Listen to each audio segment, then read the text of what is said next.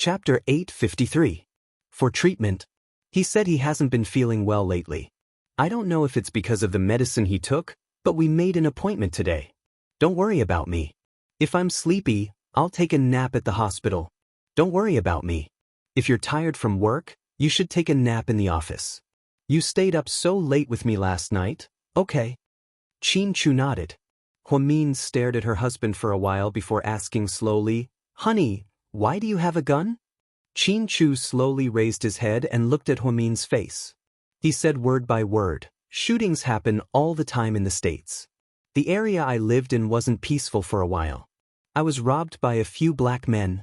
Then, to protect myself, I bought a gun. It's legal to own a gun in the States. Maybe I got used to it and felt insecure after I came back, so I asked Rick to get me another one. Oh, Huamin nodded. What's wrong? Are you scared? No, I was just scared that something would happen to you. I was a little surprised. It's okay. I'll be fine, Xianxia comforted her. Honey, those years in the States must have been hard, right? Huamin had never asked Xianxia how he was doing in the States. She didn't dare to think about it because she knew that Xianxia wasn't an ignorant rich kid who ate, drank, and played every day in the States. He was Chinese and lived in a place like the States for 7 years. He didn't have any friends or family and was extremely lonely. When Xianxia said that he was robbed, it was just an understatement, but Huamin could feel that it wasn't a happy memory. The truth was, when Xianxia first went to the States, he was just a young man in his early 20s. He wasn't mature yet. He wasn't familiar with the place and would be ostracized if he went there. Once, after studying at night, he was robbed by a few black men in a pickup truck on his way home. Xianxia was actually very skilled. He was a taekwondo master in China. But it was useless in America because they had guns. If you moved, you would die in minutes. Therefore, he was beaten up badly and robbed of all his money. In the end, he endured the pain, got up, called an ambulance, and went to the hospital. When he arrived at the hospital, the doctor said that he had broken 3 ribs on his left side. But that was in a foreign country. He was all alone. He had no parents, no Huamin. He had spent those days alone. Later on, he bought a gun from the black market and became even colder. However, he had never been bullied by anyone. Instead, he had once saved the life of a gang leader during a gang fight. That person was Rick's elder brother, Lino. Thus, he was still the benefactor of the Rick family. However, he had never mentioned these unpleasant memories to Huamin, because he didn't want her to worry or be sad. However, Huamin was a smart person. She could tell that Xianxia was trying to cover up his sadness. Honey, from now on, no one will bully you. I'll protect you. Huamin's eyes were once again drowned in tears. She looked at Xianxia and said in a choked voice, From now on, I'll need you to protect me, Dr. Hua. Xianxia smiled. Huamin's heart ached even more. After breakfast, Xianxia drove Huamin to Southside before he went to work. When Huamin arrived at Southside, her eyes felt dry. She picked up the eye drops on her desk and poured 2 drops on them. An Ai Yang walked in at this time. He didn't even knock on the door, so no one noticed. Sister Huamin. You little brat, you scared me. Why didn't you knock? Huamin put down the eye drops and looked at an Ai Yang. I didn't want to disturb other people. The nurses at your hospital are so annoying. I was afraid that they would come over and ask for autographs or pictures, and Ai Yang laughed. You didn't sleep well last night? Why are your eyes so red? And Ai Yang was shocked when he saw Huamin's rabbit-like eyes. Chapter 854. Yeah, I had something to deal with at home last night. Let's go, I'll take you for a checkup. Then, she dragged an Ai Yang to the Department of Hepatobiliary and Pancreatic Surgery. Although Southside started out as a sanatorium, with continuous improvements and the help of the Hua Foundation, it gradually became a top hospital for both recuperation and treatment. More and more people came to seek treatment. President Wu also seemed to be paying more attention to Southside and often came for meetings. Huamin thought that Ai Yang might have developed those symptoms because he often stayed up late, was tired, or ate irregularly and had poor digestion. However, she never expected, When Director Su of the Department of Hepatobiliary and Pancreatic Surgery handed her the report, her heart sank. Director Su, this isn't a misdiagnosis, right? How is that possible? Director Su, who was in his 50s, immediately became angry. Huamin, what do you mean by that? I have more than 30 years of clinical experience. I'm very experienced and I've never misdiagnosed anyone. How can you not trust me? Seeing that Director Su was angry, Huamin quickly explained. That's not what I meant, Director Su.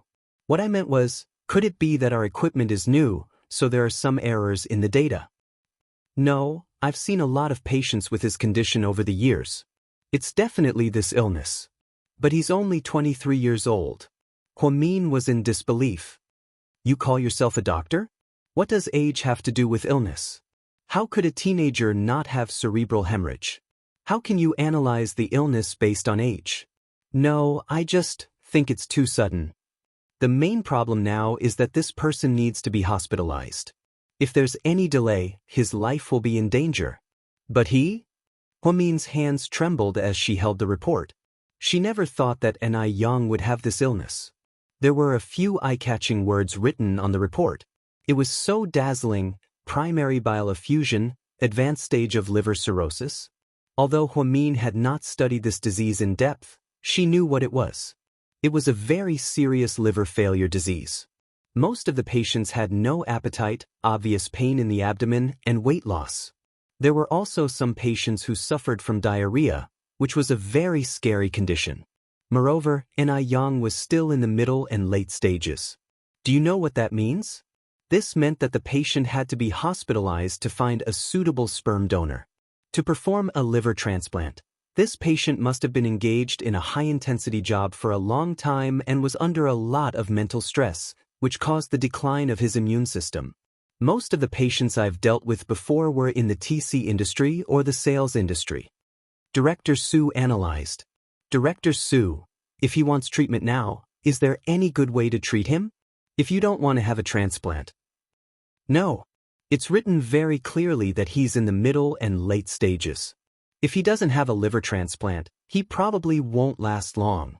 I saw on the scan that 38% of his liver has lost its function. It's damaged and needs a new transplant. Oh, right, he also has Rh-negative blood, so it's probably not easy to find a donor. The chances are slim. Director Su's words almost made Huamin faint. Not only did he need a surgery, but Ni Yang also had Rh-negative blood? Oh my God, this was simply adding insult to injury. It was difficult enough because there were very few people who donated their livers. Most of the time, corpses were useless. Only living donors could achieve the best results. However, who would be willing to donate 38% of their livers? Moreover, there were very few Rh-negative blood donors. For a moment, Huamin only felt that her heart had hit rock bottom. Huamin, is this person your relative? Director Su asked curiously. Chapter 855. He's a great little brother of mine. Huamin choked up. I see, that's unfortunate. Get him admitted to the hospital as soon as possible. Also, contact his family to draw blood and see if there's anyone with his blood type. Okay, I'll arrange it as soon as possible. 5 minutes after Director Su left, Ni Yang walked out of the examination room. Huamin immediately crumpled up the report and put it in his pocket. Sister Huamin, what did the doctor say? Oh, nothing. He just said you have indigestion, probably because you don't eat regularly. Are you serious? Don't lie to me. Why would I? Huamin forced a smile. Don't tell me. I have cancer? Ni Yang suddenly asked. What are you talking about? Huamin was a little angry. Huh, I'm just joking, why are you so nervous? Ni Yang laughed. No joking, don't say such unlucky things. Huamin looked at him fiercely. I know, don't yell at me. Ni Yang giggled like an idiot. Ever since he met Huamin, he smiled more than before. Even his fans said that he was very sunny now. Should I get some medicine? Ni Yang asked. Not for now, you can go back first. I'll talk to Sister Yingzi about how to adjust your schedule. Okay, I haven't eaten yet. Let's go, I'll treat you to dinner. I'm not going, I still have work to do. Okay, I'll treat you to a big meal next time. Then, Yang put on a mask and a baseball cap and left Southside Recuperation Center. Huamin called Ingzi with a lot on his mind. After Ingzi found out the truth, she covered her face and cried. A young lady, what should we do now? I'll ask the company to give him a break first, and then persuade him to stay in the hospital. After that, I'll tell him the truth when I find him. Please save him. He's such a pitiful child. Sister Ingzi was already in tears. I will. He's like my own little brother. After the phone call, Huamin's heart became even heavier. Panda blood? Why must it be Rh-negative blood? This was simply asking for his life. At this moment, she suddenly thought of someone and rushed upstairs without a care. In the VIP ward, Xie was wiping Shuai's face. Thank you, big sister. Dr. Hua. Xie turned around. Come here quick. Okay. Xie put down the towel in her hand, got up and walked out. Sister Xie, what's your blood type? Blood type? I've never tested it before, so I don't know. Xie was startled. Then come with me. Huamin didn't wait for Xie to speak before he pulled her by the hand and ran to the blood test area. Please, give her a blood type test. Quickly. Okay, Dr. Hua. The young nurse immediately began to draw Xie blood. What's wrong? Dr. Hua, why is he drawing my blood all of a sudden? Xie was confused. I'll tell you when the results come out. It's a long story. After the blood test, Huamin asked his colleagues to hurry up. Not long after, Xie blood type came out.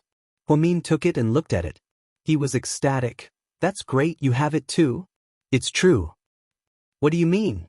Xie was confused. You have Rh-negative blood. You don't know that, right? What's Rh-negative blood?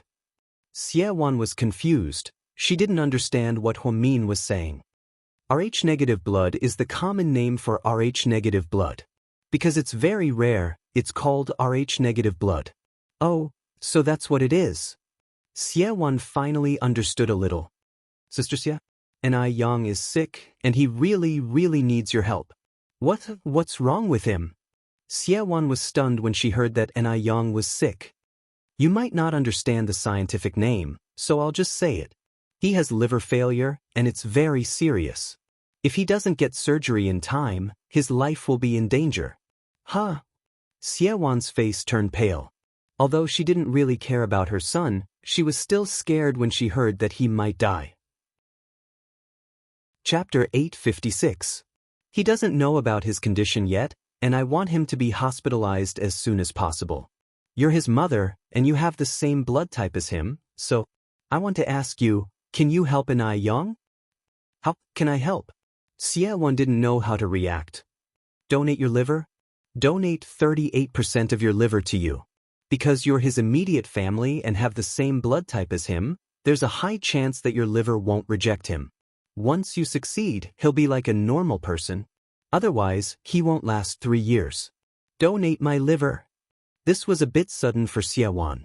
She was just an ordinary woman with no education, so she couldn't accept such a big thing all of a sudden.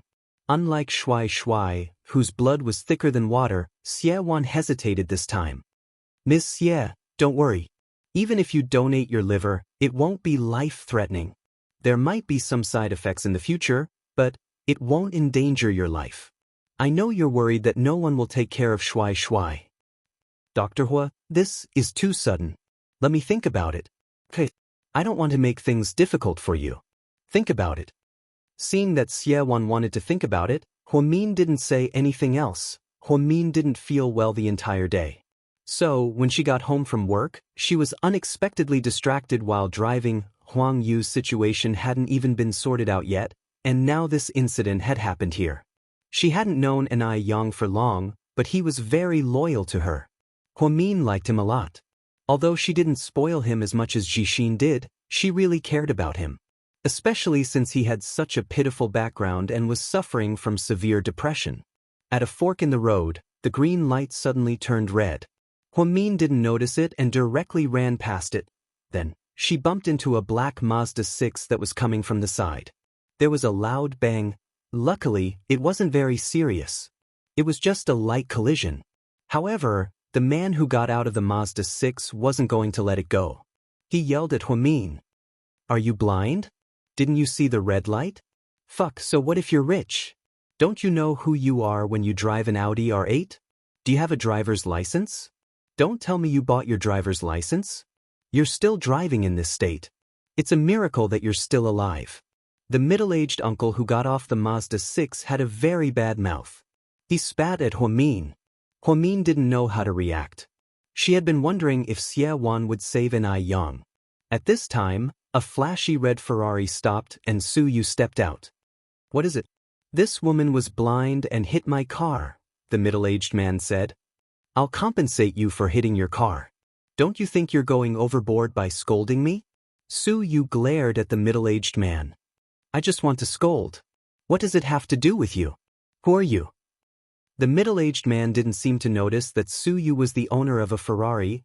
Su Yu couldn't help but chuckle at his unreasonableness. Without another word, he returned to his car, stepped on the accelerator, and faced the uncle's Mazda 6 in the middle of the road. With a bang, he hit it. The front of the Ferrari was injured, and the Mazda 6 was basically cut in half. It was too horrible to look at. You actually dared to hit my car. When the traffic police come, I'll teach you a lesson. There's no need to wait for the traffic police. Your new car doesn't even cost 200,000 yuan.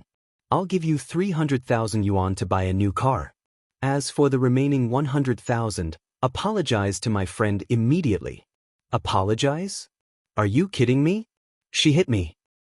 You have 10 seconds to think about it. If you don't apologize, I promise you won't get a single cent. Su Yu didn't look like he was joking at all. Which traffic police in C City didn't know him, Lord Su?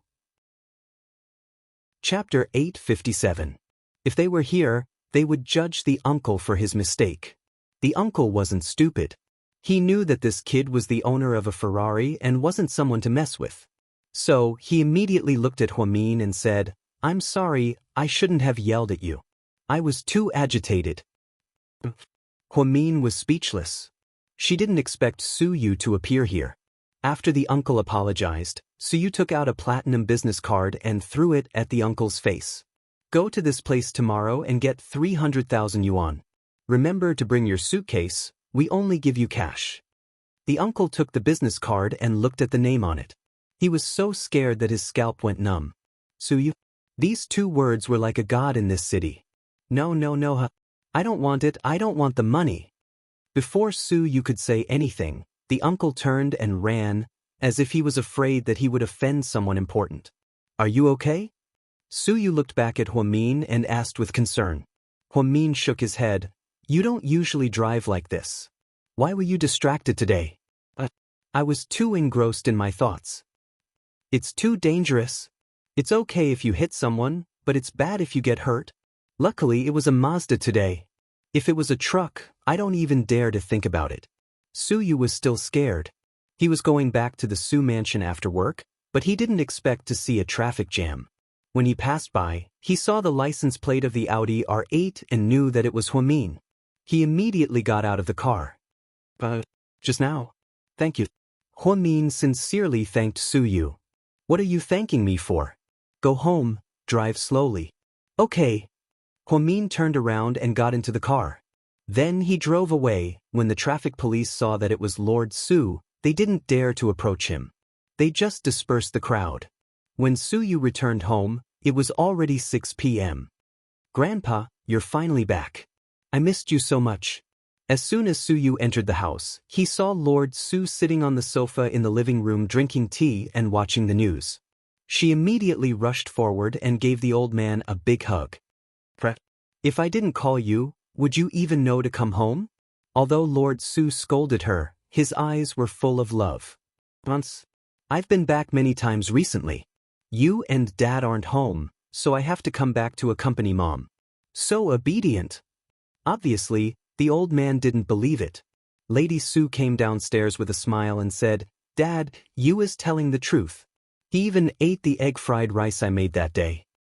At least you have a conscience. The old man was obviously very happy. Madam, Dinner is ready, the maid said carefully. I'll go get your dad. You and Grandpa can sit first. Then, Su Yu's grandfather stood up. His body was very sturdy. He walked to the wine cabinet and took a bottle of Jian Nan Chun. Brat, drink with me? Sure. It's rare for Grandpa to be so happy. I have to drink. Su Yu liked his grandfather very much and knew how to please him. The grandfather and grandson opened a 500-liter bottle of white wine. Just then Mrs. Su and Mr. Su came downstairs. Dad. You're back? Mr. Su had always been very serious. Because he managed the largest private bank in the country, he often went on business trips. He traveled all over the country and dealt with the executives of various provinces and cities, so he was very old-fashioned. There were more than 10 delicious dishes on the table. The family of 4 sat down, and the atmosphere was very lively. Have you had a girlfriend recently? Lord Su asked. No. Tell me the truth. Lord Su obviously didn't believe him. I really haven't, Grandpa, Su Yu replied as he picked up a mouthful of vegetables and ate. But why did I see some news and newspapers say that you have a close relationship with a popular female celebrity in your company? Lord Su asked in all seriousness. Chapter 858. Grandpa, you're the head of the military, how can you read all this gossip? You must be drunk. Drunk? How can I be drunk when I haven't even had a drink? You're just talking nonsense. The old man obviously didn't know what the internet was talking about and misunderstood Su Yu's meaning. Dad, when he said he was drunk, he didn't mean that he was really drunk. He meant that he was speechless, Mr. Su explained. Su Yu immediately gave him a thumbs up. See, my dad's the quick-witted one. Go away, let's get down to business. You're almost 30, but you still don't know how to be serious. Mr. Su scolded. Su Yu stuck out his tongue. Mrs. Su immediately defended her son. You just came back, don't talk about our son. He's been busy with work recently. Su Yu is like this because you spoiled him. Mr. Su looked at Mrs. Su and scolded her. Why are you blaming me? Isn't he your son? It's as if you don't love him. It's rare for us to get together, let's not talk about these unpleasant things. Then tell Grandpa, when are you going to find me a granddaughter-in-law? What's the rush? Aren't things fine now? What if I find you a barbaric and unreasonable woman? What if she pisses you off? Su Yu said on purpose. I'm happy even if she pisses me off. I'm old and want a great-grandson. That's easy. I'll make a test tube. Don't talk nonsense, eat, Mr. Su scolded. Huamin was driving. Before he arrived home, he received a call from Jixin. Sis, something happened. What happened? Huamin's heart skipped a beat. She jumped off a building. Then, Jixin began to cry.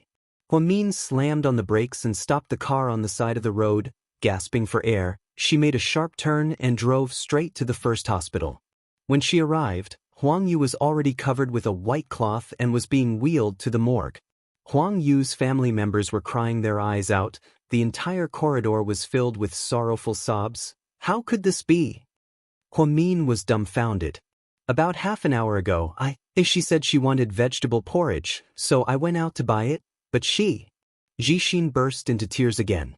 The nurse at the hospital told Huamin that half an hour ago, Huang Yu sent Jixin and her family away. She jumped from the 6th floor of her apartment and landed on her head. It was obvious that he wanted to die.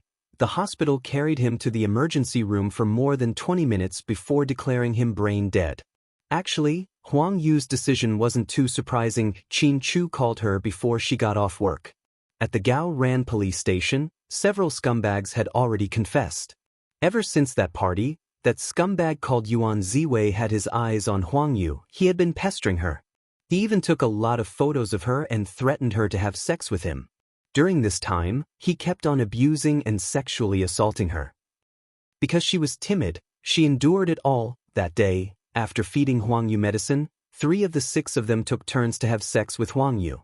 Huang Yu didn't remember at first when she woke up, but she gradually remembered.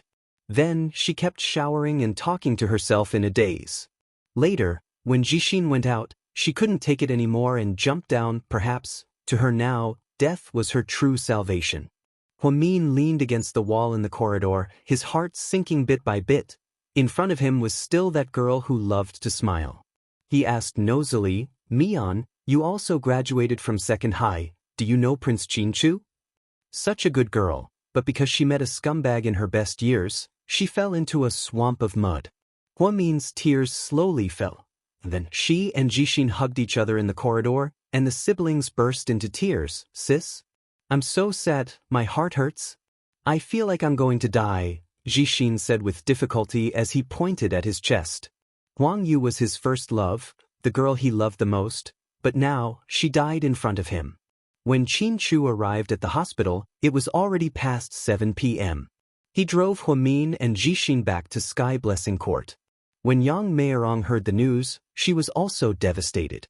Everyone in the family was silent. "Honey, those scumbags, how did the police deal with them?"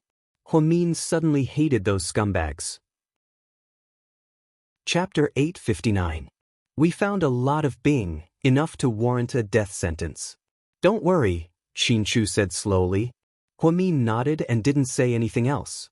"Sis, I'm a bit sleepy, I'm going upstairs." Jixin. Huamin stood up nervously. "Sis, I'm fine.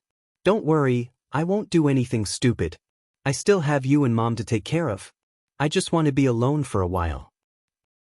You have to pull yourself together. You have to live like a man." Huamin knew that for the 19-year-old Jixin, losing the love of his life was a very painful thing.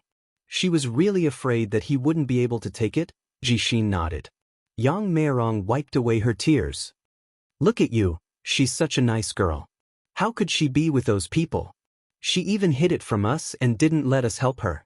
What a shame, she's only 21 years old. I always thought that she could be our daughter-in-law. Mom, the dead can't come back to life. Don't be sad, take good care of Jixin. Okay, you two should go home. Look at the bags under your eyes. You haven't slept well in the past few days." Yang Meirong looked at Huamin with heartache. When Qin Chu pulled Huamin into the car, Qin Chu suddenly asked, "Honey, did you get into a car accident today?" "Yeah. Are you okay?" "No, my car just got scratched. It's okay, you can get it fixed at a 4S shop. After I got into a car accident today, I ran into Suyu. He came over and helped me out," Huamin said. "Yeah." Qin Chu nodded. He was comforted by Huamin's honesty. "Honey, yeah?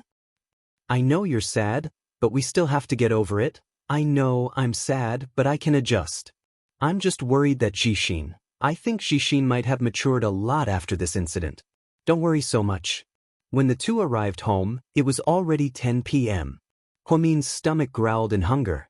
Although she kept saying that she had no appetite, Qin Chu still insisted on making her a bowl of ramen. Then he coaxed her to eat a little bit. After eating, Huamin nestled in Qin Chu's arms with an indifferent expression. "Hubby, if I die one day, will you miss me?" "I won't." "So heartless?" Huamin raised his head, clearly displeased. Qin Chu looked into Huamin's eyes affectionately and said quietly, "If you live, I live. If you die, I die." After hearing this, Huamin was deeply shocked once again. She wrapped her arms tightly around Qin Chu's waist. Suddenly, he felt that the parting between life and death was too frightening. Perhaps it was just around the corner.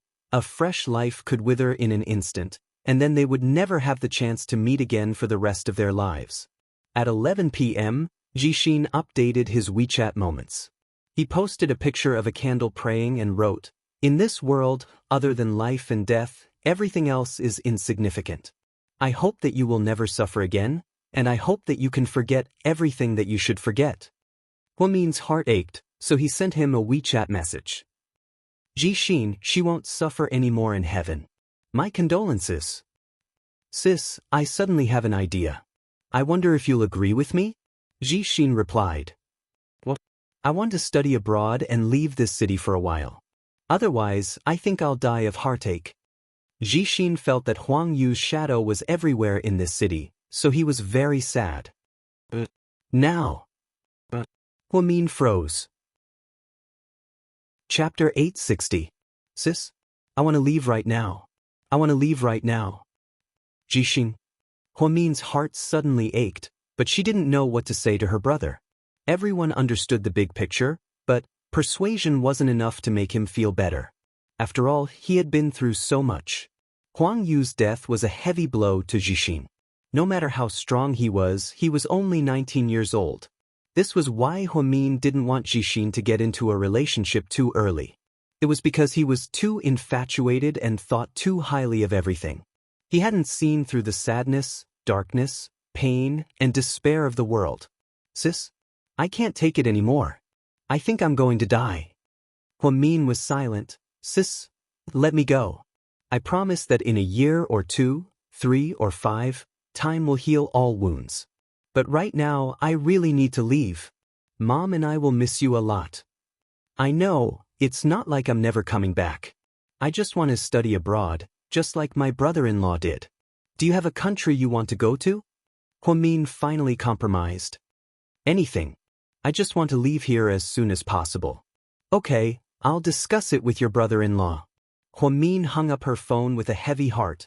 She glanced at Qin Chu, who was reading beside her. Jixin wants to go abroad. That's a good idea, sure. Qin Chu was very calm. But I'll miss him a lot. Boys have to go out and gain experience. You can't protect him forever.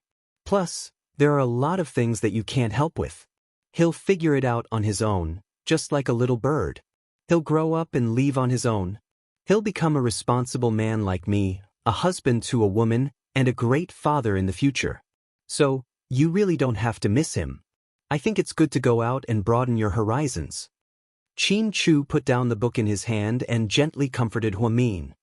Then, where do you think we should go? I've never been abroad and I don't know where to go. It's so sudden. Jixin's idea was too sudden, and Huamin wasn't ready yet, so he was a little confused. She turned to Qin Chu for help. Singapore or New Zealand? Didn't you say that Europe and America are more developed? Huamin was a little confused. Europe and the United States are developed, but the environment there isn't very safe. Jixin's personality is suitable for countries with better security and higher happiness index. Singapore and New Zealand are known for their good security, beautiful scenery, and developed citizens. I'm sure he'll like them. All right. Then I'll go to the company tomorrow and help him with the procedures to go abroad. Huamin nodded weakly. Does Auntie know? I don't know yet. I'll talk to my mother about it when the contract is completed. All right. When does he want to leave? Huamin sighed. His voice was very soft. He said that the sooner the better. It's best if it's now. All right, I got it. Then, the couple fell asleep in each other's arms. The good thing was that with Qin Chu by her side, Huamin didn't have to do a lot of things himself. It was a lot more relaxing. She felt that it was better to share all her sadness with 2 people than to shoulder it alone. She was very grateful that Qin Chu was by her side at this moment. When Huamin went to work the next day, Sister Yingzi forcefully dragged Anai Yang to the hospital. Huamin and Anai Yang were chatting as they walked. Sister Huamin, Sister Yingzi is making a mountain out of a molehill? I just have indigestion. Why do I have to stay in the hospital and stop work? This is too much. Hurry up and talk to her. You haven't been that busy lately, so it's good for you to rest in the hospital. Treat it like a vacation. I'm speechless. Why are you speaking up for her? Sister Huamin, are you guys hiding something from me? Anai Yang was beside Huamin and was still strongly protesting about being hospitalized. Just then, they bumped into Xie Wan, who had just returned from buying fruits for Shuai Shuai. She was wearing an old red shirt and a pair of worn-out black pants. She was carefully carrying a few apples. Why you here? Anai Yang's eyes gradually turned cold when he saw Xie Wan. Xie Wan was also very surprised, as if she wasn't mentally prepared. She looked at Anai Yang with a conflicted expression. Chapter 861. Xie Wan looked at Anai Yang, then looked at Huamin. Without saying a word, she lowered her head and left. Why is she here? Anai Yang frowned. He was still upset about Xie Wan's appearance. Who is she? Huamin pretended not to know. She didn't want Anai Yang to know anything right now. She's the woman who heartlessly abandoned me. Ha, what a joke. Why is she here? Did something happen to my good son? Anai Yang said coldly. Forget it. Don't worry about other people for now, ancestor. Take care of yourself first. South side is pretty good. I've arranged a VIP room for you on the top floor, but there's one thing you can't go downstairs. You'll cause a riot. Hey. Huamin, sister. No matter how much Ni Yang protested, Huamin ignored him. In the end, she forced him to stay in the VIP room on the top floor and arranged for a caregiver and a doctor. Everyone kept Ni Yang's identity a secret because of his special identity. Ni Yang had no choice but to do as he was told, but he didn't know what kind of illness he had. His attitude was quite optimistic. He watched TV, listened to music, and surfed the internet every day, but he couldn't go downstairs. Sister Yingzi quietly pulled Huamin out and asked, "A young lady? Ni Yang is in the hospital. The surgery has to be done as soon as possible. Otherwise, if he doesn't show up for a long time, the fans will riot. The media will be watching, and if they find out that he's in the hospital, the consequences will be unimaginable." I know, I'm anxious too. Right now, there's no suitable surgery. I'll think of something. Okay, I'll wait for your news. After leaving the hospital room, Huamin's heart was heavy. Xie hadn't made up her mind yet, and she didn't want to rush her. Ni Yang's life was still in the hands of the woman who once abandoned him. If Xie didn't agree, she had no other choice. She could only go to other places to see if there were any suitable catheters and continue to operate on Ni Yang. Huamin felt that things weren't going well for him lately, whether it was Jixin, Huang Yu, or Shuai, Ni Yang, they all made her heart ache. When she got off work, she received another call from the Hua Corporation. The call was from Hua Xiqian's secretary, asking her to attend the board meeting. Huamin felt a headache coming on. He wanted to refuse to attend, but he vaguely remembered that Hua Xiqian was about to make a move. It would be bad if the plan was disrupted because of him.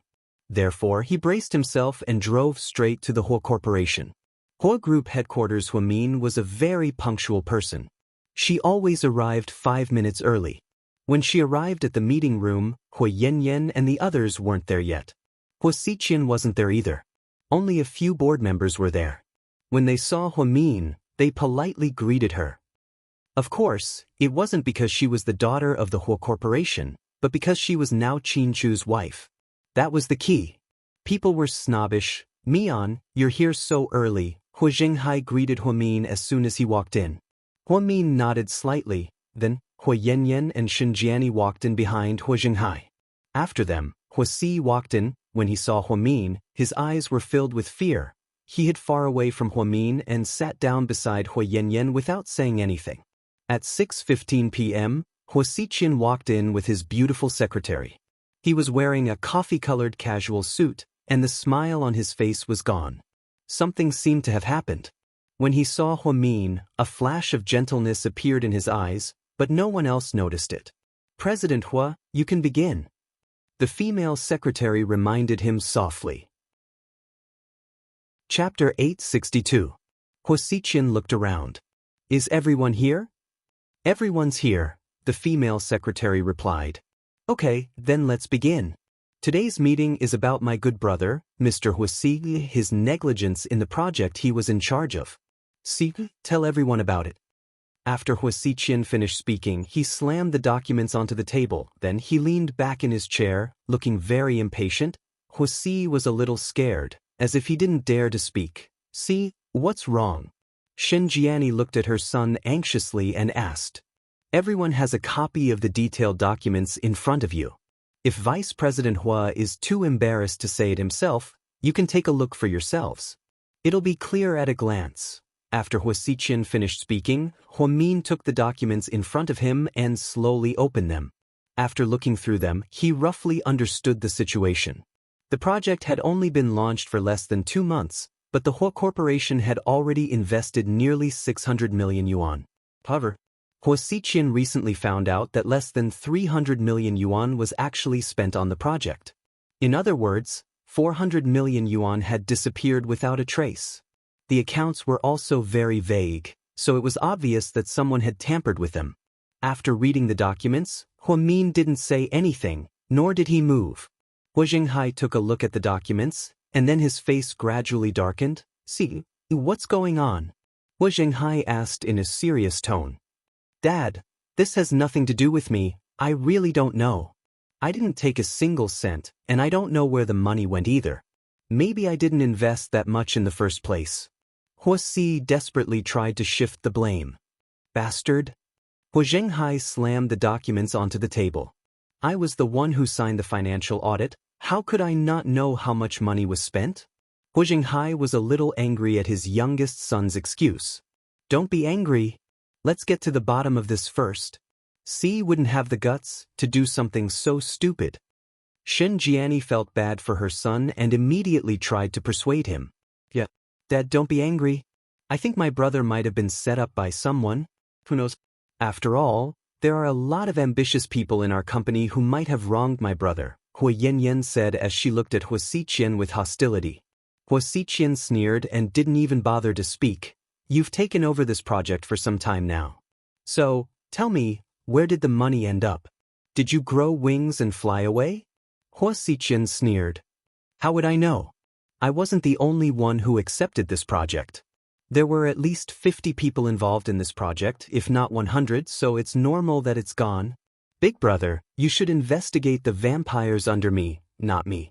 Hu Si tried to push all the blame onto someone else and find a few scapegoats to take the blame. Xianxia immediately added, that's right, there are always problems with the accounts every time we take on a project. It's unavoidable. After all, it's hard to clean up all the parasites, so we can't let Si take the blame. This kind of thing happens every time, but after Dad and I took over, we always kept the difference within 5 million yuan. This time, Mr. Hu Si found out that it was 400 million yuan. I have no choice but to ask, Dad, what do you think? 400 million yuan is too much. We have to investigate this thoroughly, we can't let it go. Hu Zhenghai wasn't stupid. The Hu Corporation wasn't as rich as Imperial Star and GK. They wouldn't ignore a few 100 million yuan. Therefore, Hu Zhenghai felt as if someone had cut off a piece of his heart. He wouldn't stop investigating just because he indulged his youngest son. Plus, subconsciously, he didn't think his youngest son had anything to do with it. Then investigate, I didn't take it anyway. Hu Si didn't care at all. He seemed to think that with his dad, mom, and sister protecting him, Hu Siqian wouldn't do anything to him, no matter how powerful he was. However, he was wrong. Hu Siqian didn't do anything to him not because he was afraid of anyone. It was because he didn't have the right opportunity. Little sister Mian, what do you think about this? Hu Siqian's gaze finally landed on Hu Min. Chapter 863. As soon as he said this, everyone's eyes immediately fell on Hu Min. Hu Min wore a navy blue coat today. She looked mature and her hair was fluffy. She looked like a Korean socialite. Compared to Hu Yanyan's DG floral dress, she was indeed low-key and luxurious. Since we have a board of directors, it's for everyone to discuss and make decisions on important matters, but in the end, it's all for the good of the company. Since there was such a vicious embezzlement, we naturally have to investigate to the end. Whoever is responsible will have to take responsibility. After Hu Min finished speaking, the other board of directors nodded in agreement. Miss Hu is right, we all agree. Very well, if that's the case, then I think we really need to investigate this thoroughly. Dad, what do you think? After speaking, Hu Siqian looked at Hu Zhenghai again. Yes, since everyone agrees, then let's investigate. We can discuss it when we find something. Hu Zhenghai thought that this was just the beginning and that the investigation would take a few more days. However, to his surprise, Hu Siqian didn't intend to end the meeting. He turned around and said to the female secretary, distribute the second set of documents to everyone. Yes, President Hu. The female secretary stood up and distributed the documents in her hands to all the board of directors. Hu Min picked it up and quickly read through it. His eyes were still as calm as ever. She knew that Hu Siqian would play Hu Si to death in a matter of minutes. As expected, after Xianxia and Hu Zhenghai read the second set of documents, their expressions changed. Siqian, did you make a mistake? Yeah. Si wouldn't do this, he must have been framed. Xianxia anxiously defended Hu Si. Huh? Don't be so anxious. Let me finish. I'm investigating this matter, so I have to consider everything. I won't suspect anyone just because of 1 or 2 pieces of evidence. It's true that C didn't take all of the 400 million yuan. He only took a portion of it. Then, Huasiqian picked up the second document in his hand and read, "Half a month ago, Mr. Huasi bought the white jade guanyin at the Lanyu auction house for more than 8 million yuan. Then he gave it to his date that night, an actress from Imperial Star, Miss Cotton Candy.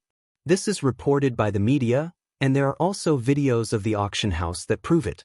Last Tuesday, Mr. Huasi went to Tianyu and spent 1.2 million yuan in one night. It's understandable that he treated his friends to a party since it was only a little over 1 million yuan. But here's the main point. Last Friday, he flew to Las Vegas with a few rich kids and young models and lost 48 million yuan in one-night gambling. Then he spent 1.2 million yuan on a one-night stand with a Russian actress. So far, the total is over 60 million yuan."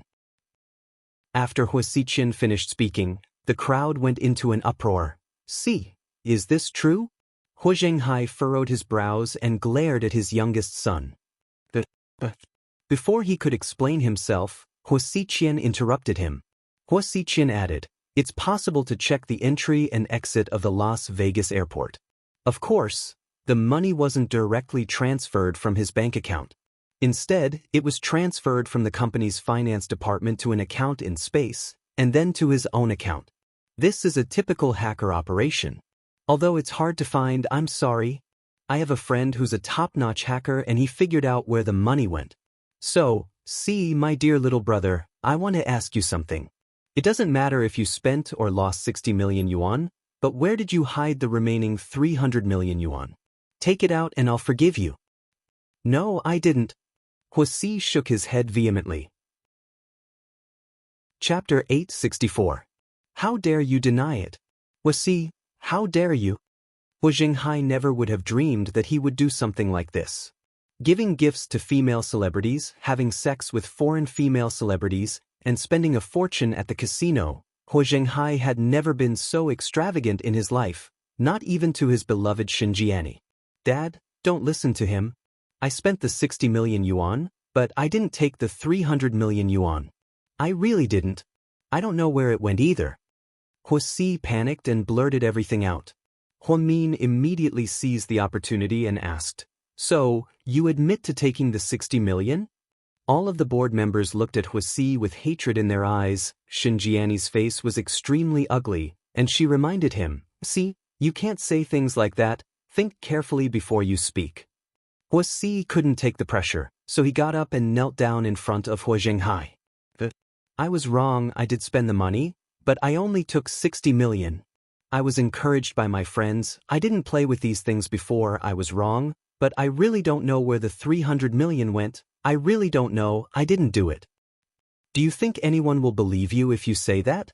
My good brother, a prodigal son is more precious than gold. If you take out the remaining 300 million, we can forgive you," Huasiqian said with a gentle smile. At this moment, Huamin was sure that the 300 million wasn't in Huasi's hands. This time, he was really played by Huasiqian. "You bastard, tell us where you hid the rest of the money, take it out." Hu Zhenghai kicked Huasi. Xinjiani was heartbroken, and she immediately went up to hug Huasi. "Siku, tell me what happened. Why were you so stupid?" "I really didn't know about the 300 million or so. I only took 60 million. I was set up by someone. They said that hackers transferred the money to a Swiss bank account first, so they wouldn't be able to find it. I didn't expect it to be like this. I was wrong. My dear brother, you don't have to be afraid. I've already told you that the Hua family can afford 60 million yuan, so we can treat it as a joke. However, if you're using 400 million yuan for the project, that's unforgivable. Do you know what 400 million yuan means?" It was true that the Hua Corporation wasn't the kind of corporation that could ignore hundreds of millions of yuan. Therefore, Huasiqian's expenses were far from Su Yu's. He did not spend much money himself. Most of the drivers were Maseratis that cost more than 2 million yuan, unlike Su Yu's Lamborghini and Ferrari. For a young prodigal like Huasi, it was normal for him to spend millions or even tens of millions. If he swallowed the 400 million yuan in one go, he would be in deep trouble. "Zhenghai, I think the kid is a little scared. Why don't we talk about this at home? Xianxia did not want to put more pressure on Wuxia, so she wanted to talk about it at home. Wuxia did not want to. He immediately laughed and said, Director Xin, why are you so confused? This is a business matter, why do you have to talk about it at home? It's fine if it's our family, but the board of directors is watching us. If we don't give them an explanation, how can they accept it? Where's my dad's prestige? Where's my credibility? Where's the integrity of the Hua Corporation? Wuxia was indeed aggressive. Hua Min could tell that his plan was too meticulous. He wanted to bring down the idiot Wuxia in one fell swoop. See, tell me, where did the money go? Even Hua Yanyan believed that the rest of the money was with Wuxia. Xianxia immediately turned around and slapped Hua Yanyan. What are you talking about? Didn't you hear your brother say that the rest of the money isn't with him? Why are you adding fuel to the fire? Hua Yanyan was slapped. She covered her face and did not dare to make a sound. Hua Min did not say a word. Little sister Mian, what do you think? Do you trust C? Hua Xiqian asked Hua Min with a smile. Hua Min said word by word, I don't trust anyone. I only look at the evidence. I saw that all of the money was signed by Mr. Wuxia. I think we can compare it with the original document to see if it's his handwriting or if someone forged it. Perfect. Hua Xiqian clapped. Then he turned around and said to his secretary, Come, get the third document. Xianxia's heart sank when she heard that there was a third document. This time, Hua Xiqian came prepared. Chapter 865.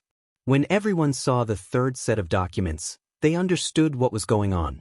No matter how good the hacker was, he wouldn't be able to make money from the company's finances in just a few days. Only when the person in charge of the company signed the agreement to transfer the money from the finance department would the hacker take advantage of this gap and secretly steal the money. Then he would transfer the money out of the bank account. To be honest, this method wasn't very smart. No one knew why Wuxia signed the document. Wuxia was also dumbfounded. He remembered that he was having an affair with the company's female assistant in the office. Later, the two discussed this matter. Since the female assistant had been working at the company for a long time, she knew more about it. Wuxia had always been ridiculed by his rich friends for not being generous with his money, so he wanted to avenge himself. However, he didn't think that he would get into trouble. He thought that 60 million wasn't a lot of money and that at most, his mother would help him pay it back. However, he didn't think that Hua Xiqian would take the opportunity to put the missing 300 million on him. This made him speechless. I was wrong. I shouldn't have listened to that woman, Qi Jelly. She gave me the idea, Qi Jelly? Hua Zhenghai looked at him coldly. Oh, that's Xi's personal assistant. She's been working at the company for 3 years. She's quite a literary person, but she resigned 3 days ago. I checked and she's no longer in the country. I don't know where to start. She probably ran away. Ridiculous. Wuxia, how dare you? Hua Zhenghai was so angry that he almost had a heart attack when he heard that his youngest son and his female assistant cheated him out of so much money. You're such a fool. Why didn't you discuss this with Mom? Xianxia was angry and hateful when she saw her son being set up, but she couldn't say anything about it. My dear brother, 60 million is a small amount, but 400 million is a big amount. This money doesn't just belong to the Hua family, it also belongs to the other shareholders. If you don't give us the money, once they catch you, you'll go to jail. You have to think about it, you're still young. Hua Xiqian tried his best to scare Wuxia, trying to break him down. Indeed, Wuxia was a coward to begin with, so there was no way he would be able to withstand such threats. I was wrong. Please help me. I did spend that 60 million yuan. You should have a lot of money in the past few years. Help me make up for it, okay? I don't want to go to jail. Nonsense. What are you talking about? Xianxia's face turned green. Hua Yanyan and Wuxia were the only ones who knew about Hua Mian's secret stash of money, not even Hua Zhenghai. Now that she had been exposed in public, where was she supposed to put her face? Hua Zhenghai glanced at Xianxia with a complicated expression, as if he was slightly disappointed. Don't listen to this kid, he just said the wrong thing in a hurry. I don't have any secret stash, Xianxia explained. So what about now? See, are you going to tell us where the money is, or do you want to go to jail? Wuxia continued to make things difficult for Wuxia. Min watched everything calmly. She saw Hu Jinghai's anger, Xianxia's confusion, Hu Yanyan's confusion, and Wuxi's begging. She suddenly felt like the saying, "Every dog has its day." Back in the day, the Hua family was so arrogant. After Xianxia successfully married into the Hua family, she humiliated Huamin's mother in front of the media many times. Also, Wuxi and Hu Yanyan were born with a sense of superiority. They felt like they were priceless, while Xianxia was like dirt. Today, she was finally in such dire straits. Of course, this was all thanks to Wuxi's good move. Huamin's guess was right. She knew it was a trap when she nominated Wuxi as the vice president during the last meeting. Hu Jinghai thought that his little Ado could finally be given an important role. It seemed like he was getting old, and his brain wasn't as sharp as before. I didn't take 400 million, I told you. I only took 60 million. Why don't you believe me? Wuxi stood up and yelled at everyone. It seemed like he was in a complete mess. Chapter 866. Son, calm down. Let's talk things out. Xianxia's heart ached. Why are you forcing me, huh? Why are you all forcing me? I didn't take that much. It's only 60 million yuan. I'm the young master of the Hua family. What's wrong with spending money? My dad used to tell me not to be so wasteful and wouldn't give me any money. Every time I hung out with my friends, they would laugh at me for being stingy. I've had enough. If you guys want to sue me, then I'll go to jail. There's no point in living like this. I'm not a man at all. I'd rather die. And you, Wuxi, I know you don't like me. You and Huamin both hate me and want to see me make a fool of myself. Fine, then call the police and arrest me. I don't care anymore. Ha, really, I'm not afraid of you anymore. Wuxi was so agitated that he decided to go all out. His eyes were bloodshot as he roared. Okay, since things have escalated to this point, I'll have to call the people from the prosecutor's office. Although you're my little brother, I have to do things according to the law. Then, Wuxi picked up his phone and tried to make a call. Xianxia immediately stopped him. President Wu, don't call yet. Director Xin, please don't make things difficult for me. I'm the president of the company. I can't cover up for anyone. I have to give the company an explanation. Please don't call, I'll pay for C. Xianxia said with tears in her eyes. This is 400 million yuan, not 40 million yuan. Director Xin, are you sure? Wuxi smiled. I'll think of a way, give me 3 days, Xianxia said with difficulty. Huamin had never seen Xianxia like this before. It seemed like no matter how bad a woman was, she would always treat her children well. If she took out 400 million yuan now, she would be helping Wuxi pay for his losses. She would also lose Hu Jinghai's trust. After all, hiding money was taboo between husband and wife. Plus, 400 million yuan wasn't a small amount. After she took it out, she probably wouldn't have much left. Wuxi's move was ruthless, sacrificing the rook to save the king. He used the cruelest move in Chinese chess. To make Xianxia bleed so much just to protect her son, she had also lost Hu Jinghai's trust, which was killing 2 birds with 1 stone. His goal wasn't to put Wuxi in jail. His real target was Xianxia. If that's the case, all right, I'm not an unreasonable person. I hope Director Xin can keep his word. 400 million, in 3 days. Wuxi said slowly. I will keep my promise. Mom, where are we going to get 400 million yuan? Are you crazy?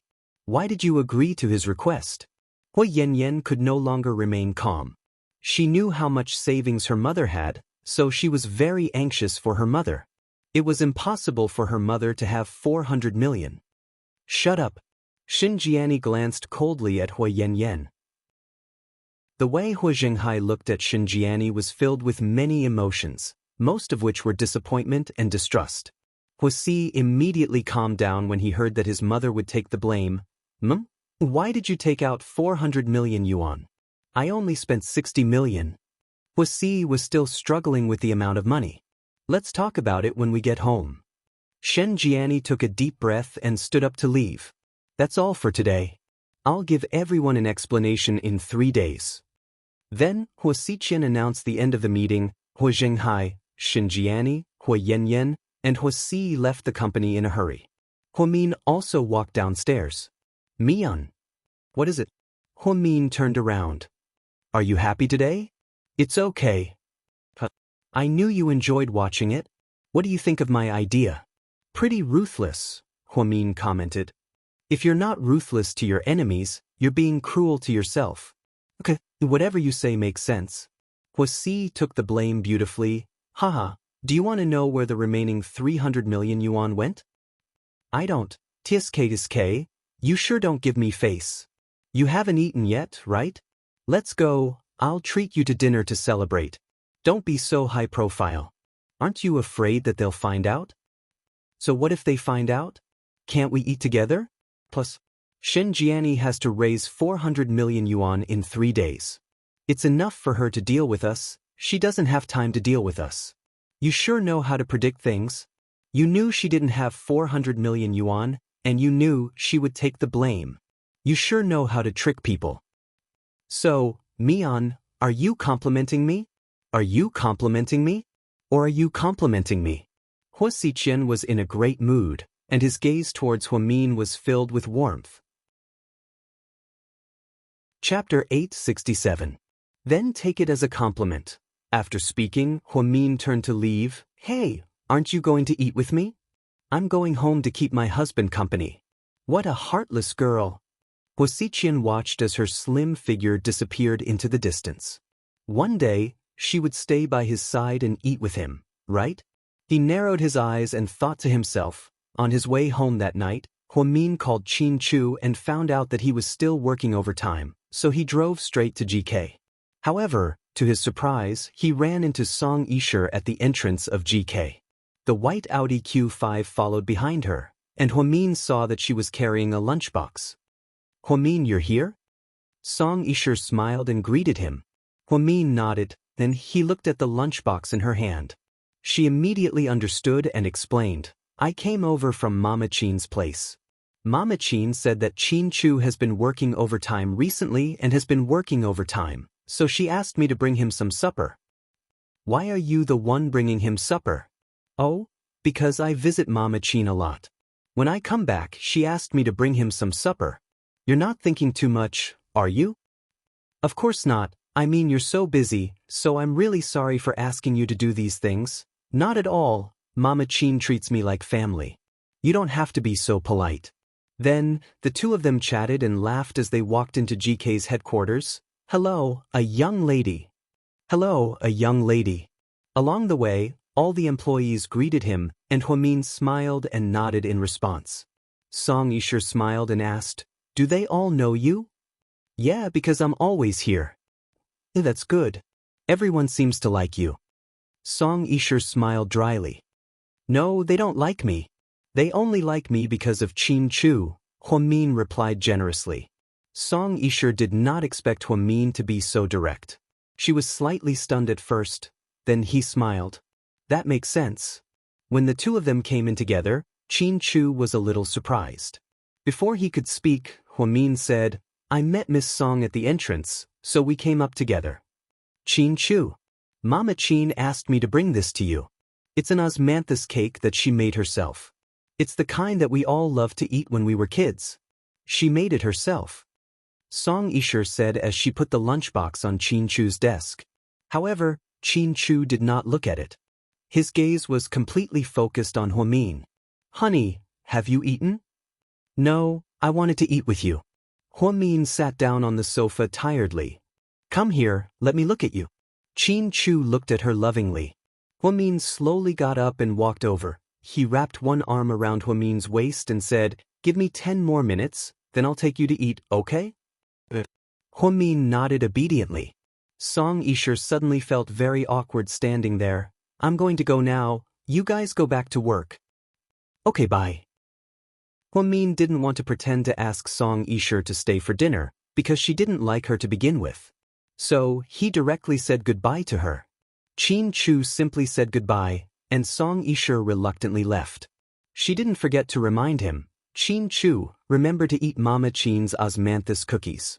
She spent a lot of time making these, it's just a small token of her appreciation. Tell my mom not to make these anymore and… I haven't eaten these cookies in years, Chin Chu said word for word. What do you like to eat? I'll tell Mama Chin. It's okay, thank you for your kindness. Chin Chu directly rejected her. In the end, Xianxia left in disappointment. The Qin clan couple was very good at torturing single people. Even Su Yu couldn't stand it, let alone Xianxia. After she got into the car, she sat alone in the car for a long time. She was jealous of Huamin. Why was it that as long as she was around, Chin Chu would never look at anyone else? But she wasn't pretty, and she wasn't very likable. After Xianxia left, Chin Chu sat down on his lap with Huamin in his arms. Honey, I've taken care of Jixin's business. Huamin bit down on his lips. He seemed very conflicted. Chapter 868. What's wrong? Are you unhappy to hear that he's leaving? Chin Chu hugged her gently and asked. No, it's his decision, and I don't want to interfere. Where is he going and when is he leaving? New Zealand. It's a good university in Wellington, and his major is similar to his current one. The visa was approved, and he's leaving in 3 days. Already? Huamin was surprised. I called him today, and he made his decision. Okay, I understand. Then let's go to your place for dinner, and spend some time with him before he goes abroad. Okay.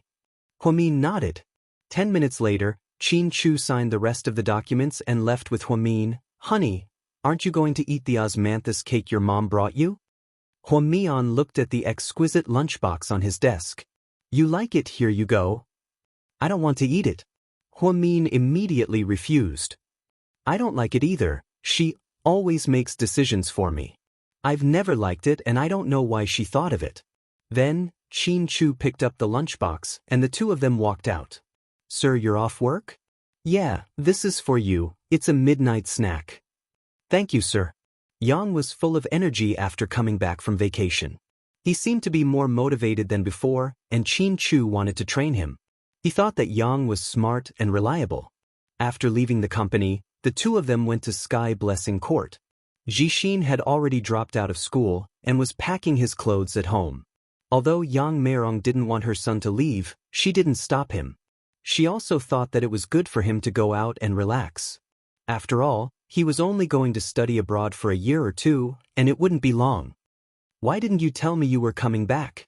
I'll go make some more food. Mom, it's okay, we'll just have a bite, I'm not that hungry. Okay, I'll make some soup. Then, Yang Meirong turned around and went into the kitchen. Just then Jixin came downstairs. Sis, brother-in-law, how's the packing going? Huamin asked. We're almost done. We got everything from the school. Then, Jixin walked over to Chin Chu with a set of car keys. Brother-in-law, I'm returning this to you. Thank you for the car, but I'm not in China, so I don't need it. Keep it, I'll open it when you come back. Chin Chu said gently, this isn't a good idea. All right, don't be so courteous with your brother-in-law. You can keep the key. It's not like you're never coming back, Huamin said sadly. Okay then. Jixin nodded. After you go abroad, remember to call us. Call Mom more often. Keep in touch. I know.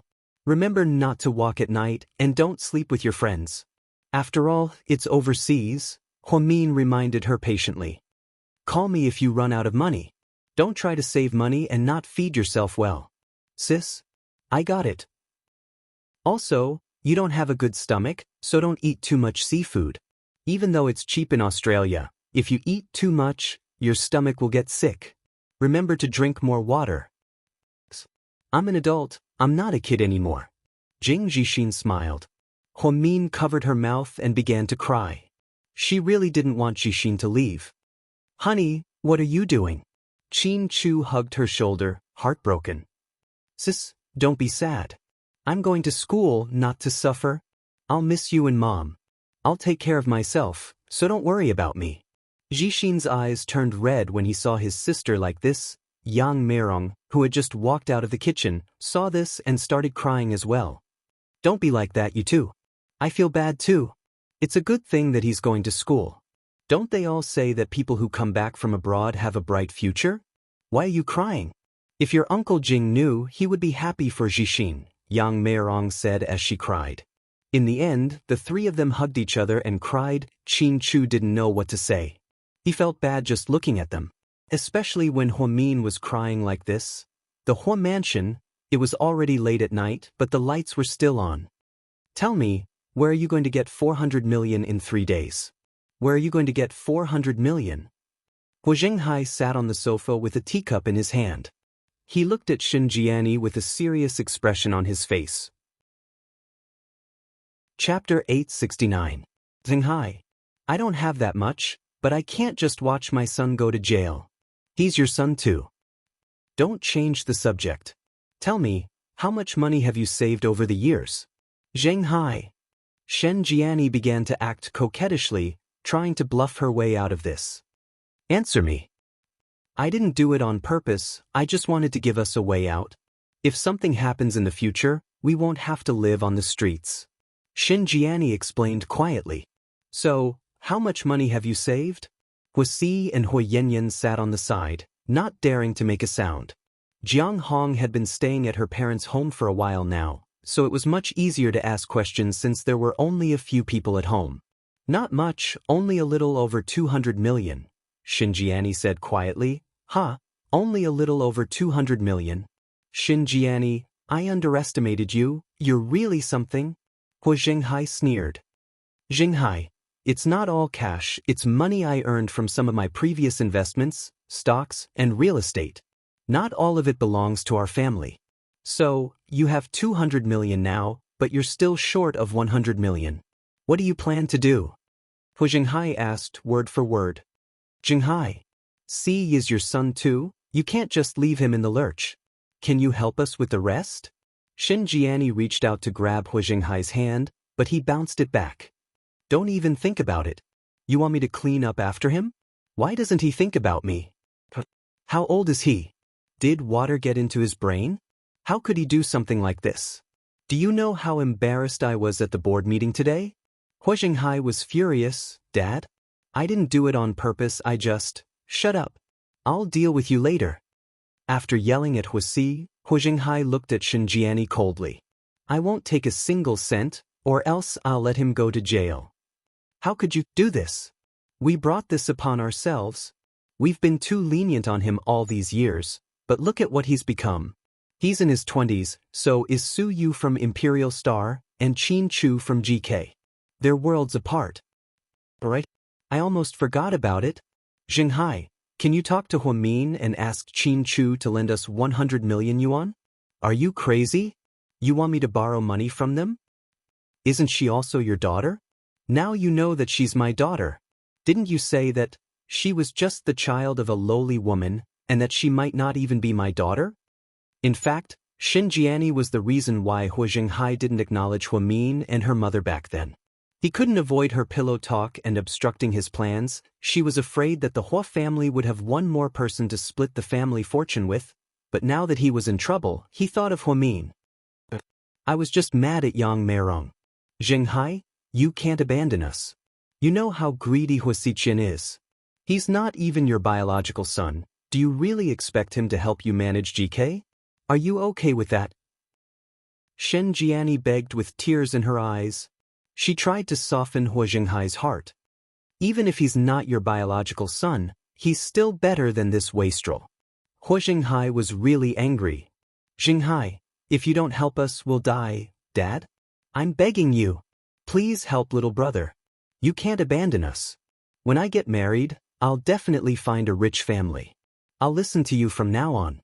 I'll marry whoever you want me to. Hua Yanyan also knelt on the ground and begged her father.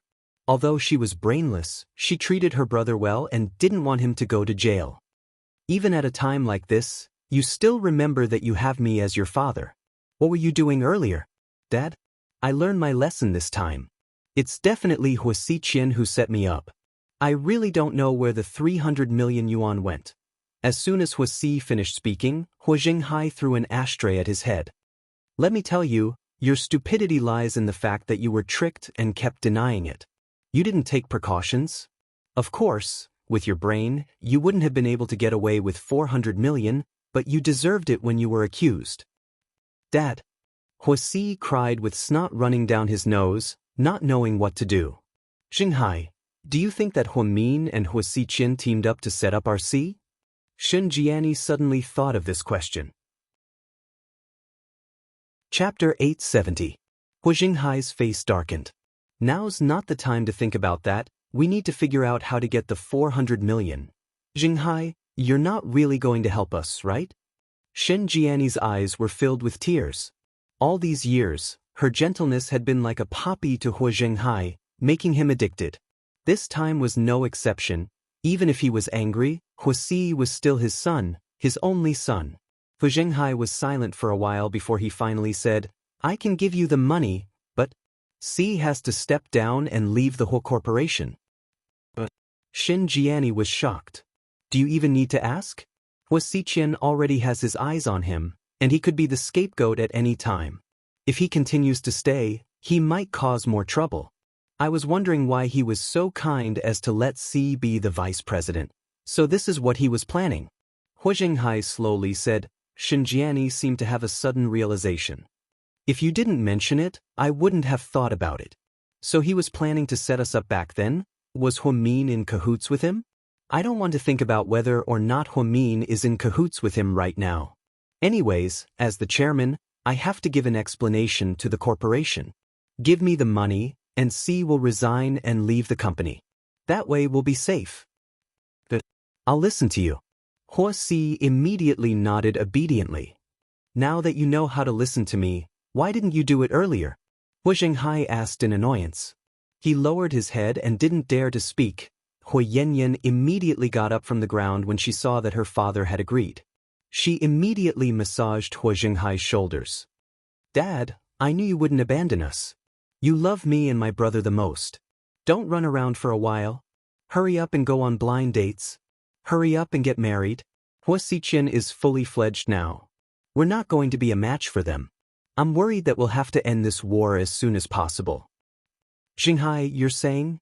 Xinjiani didn't finish her sentence. Yes. Hu Xinghai nodded but didn't finish his sentence. However, his intentions were obvious. He wanted to start a war with Huosiqian and kick him out of the board of directors. I'll find time to convince Huamin. As long as we start with Yang Meirong, everything will be easy. With Yang. With Qin Chu's help, things will be much easier. At this moment, Hu Xinghai was still to get something to Hua to get to Tu's to Huamin. Thus, Hu Yanyan to Hua to Hu Sayong to the surveillance camera to Huosiqian to Hua to. Hijingong to Hua old man. You're getting old. You've really become muddle-headed. You still want to deal with me? You're really unrepentant. Huosiqian muttered to himself. You want me on to help you? You must be dreaming. He continued to smile smugly. Everyone in the Hua mansion, including Huosi and Hu Yanyan's phones, were secretly bugged. Huamin was right. If someone like Huosiqian wanted to deal with them, it would be a piece of cake. The key was whether or not he wanted to. Just then, Mo Shui, walked up from behind him in a bathrobe. Huosiqian didn't avoid her and continued to watch the surveillance camera. Are they still plotting against you? Isn't that one of their biggest dreams? Huosiqian smiled. I'm curious, does the old man not have any feelings for you after all these years? After all, you went to the Hua family at such a young age. Mo Shui wrapped her arms around Huosiqian's neck. Every time they spent the night together, she would have the illusion that he loved her. At the very least, he loved her when they were in bed. However, this feeling would gradually disappear after sex, and then she would start thinking about other things. Huosiqian was like a mystery to her. She couldn't figure him out, but she could never let go of him. Originally, she decided to go to the States and never come back. However, with one phone call from him, she obediently went to GK. She did it all to fulfill Huamin's personal wish. She sacrificed her future and career just because she wanted to make Huosiqian happy. He's a selfish person. Even if I stay with him for 20 years, as long as I'm not his child, he'll still kick me away. But that's good. This way I won't have any psychological burden when dealing with them. I don't want them to use their affection to disgust me. After speaking, Wuxia downed the glass of red wine in his hand. Mo Shui pressed her face tightly against Wuxia's chin, intimately rubbing against his chiseled jaw. What happens after we get rid of them? Min, what do you plan to do? Kick them out of the board of directors? Kick them out of the whole corporation? Mo Shui asked quietly. Chapter 871. Wuxia reached out and unceremoniously removed Mo Shui's hands from his neck. Then he turned around and looked at her with a faint smile on his face. Shui, you seem to be very interested in Min. Yeah, very interested. Mo Shui smiled sweetly. Shui, you're a smart person. You've been with me for so long, you know what to do and what not to do. Don't test my limits again, and don't test me again. Also, don't harass Min, it won't do you any good. After speaking, Wuxia stood up and left. Xichen? I didn't mean to. I just think that how I treat her has nothing to do with you. You're not my wife. Don't be so self-righteous. Also, don't try to figure out what I'm thinking. Don't do anything that will embarrass everyone. If you're happy together, then we'll be the same as before. If you're bored, then you can find someone else, and everyone will be okay with it. After speaking, Wuxia slammed his wine glass on the wine cabinet in the study with a loud clang. It was obvious that he wasn't happy with Mo Shui. Mo Shui was a little scared of Wuxia. The truth was, everyone thought that Wuxia was always smiling and had a good temper. He treated his employees well at GK and rarely got angry. However, only Mo Shui knew the truth. Wuxia's temper was extremely bad. It was only because he was able to tolerate it that most people didn't know about this side of him. Ever since Min found out that Jixin was leaving, he had been in a bad mood. Even at work, he was in a daze. Min, are you okay? Director Li asked. I'm fine. You don't look well. Have you been sleeping well? Director Li asked with concern. Ever since Min came to the neurology department, she felt a lot more relaxed. This was because when she was in meetings, Min could handle most of the work in the department. Director Li really liked Min. This kind old lady really liked this talented and hardworking girl. It was as if she was looking at her younger self. Yeah, something happened at home recently, so I'm not in a good mood.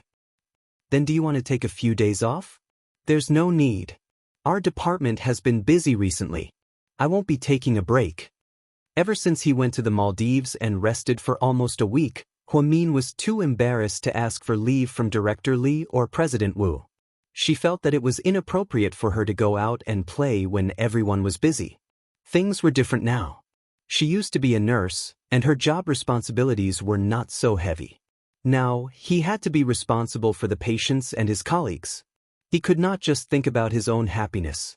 Most of the old employees at Southside knew that although Min had married into a rich family, she still maintained the style of an ordinary person. She kept a low profile, wasn't ostentatious, wasn't boastful, and had contributed a lot to the South District. Most people liked her. All right, if there's anything, just tell me.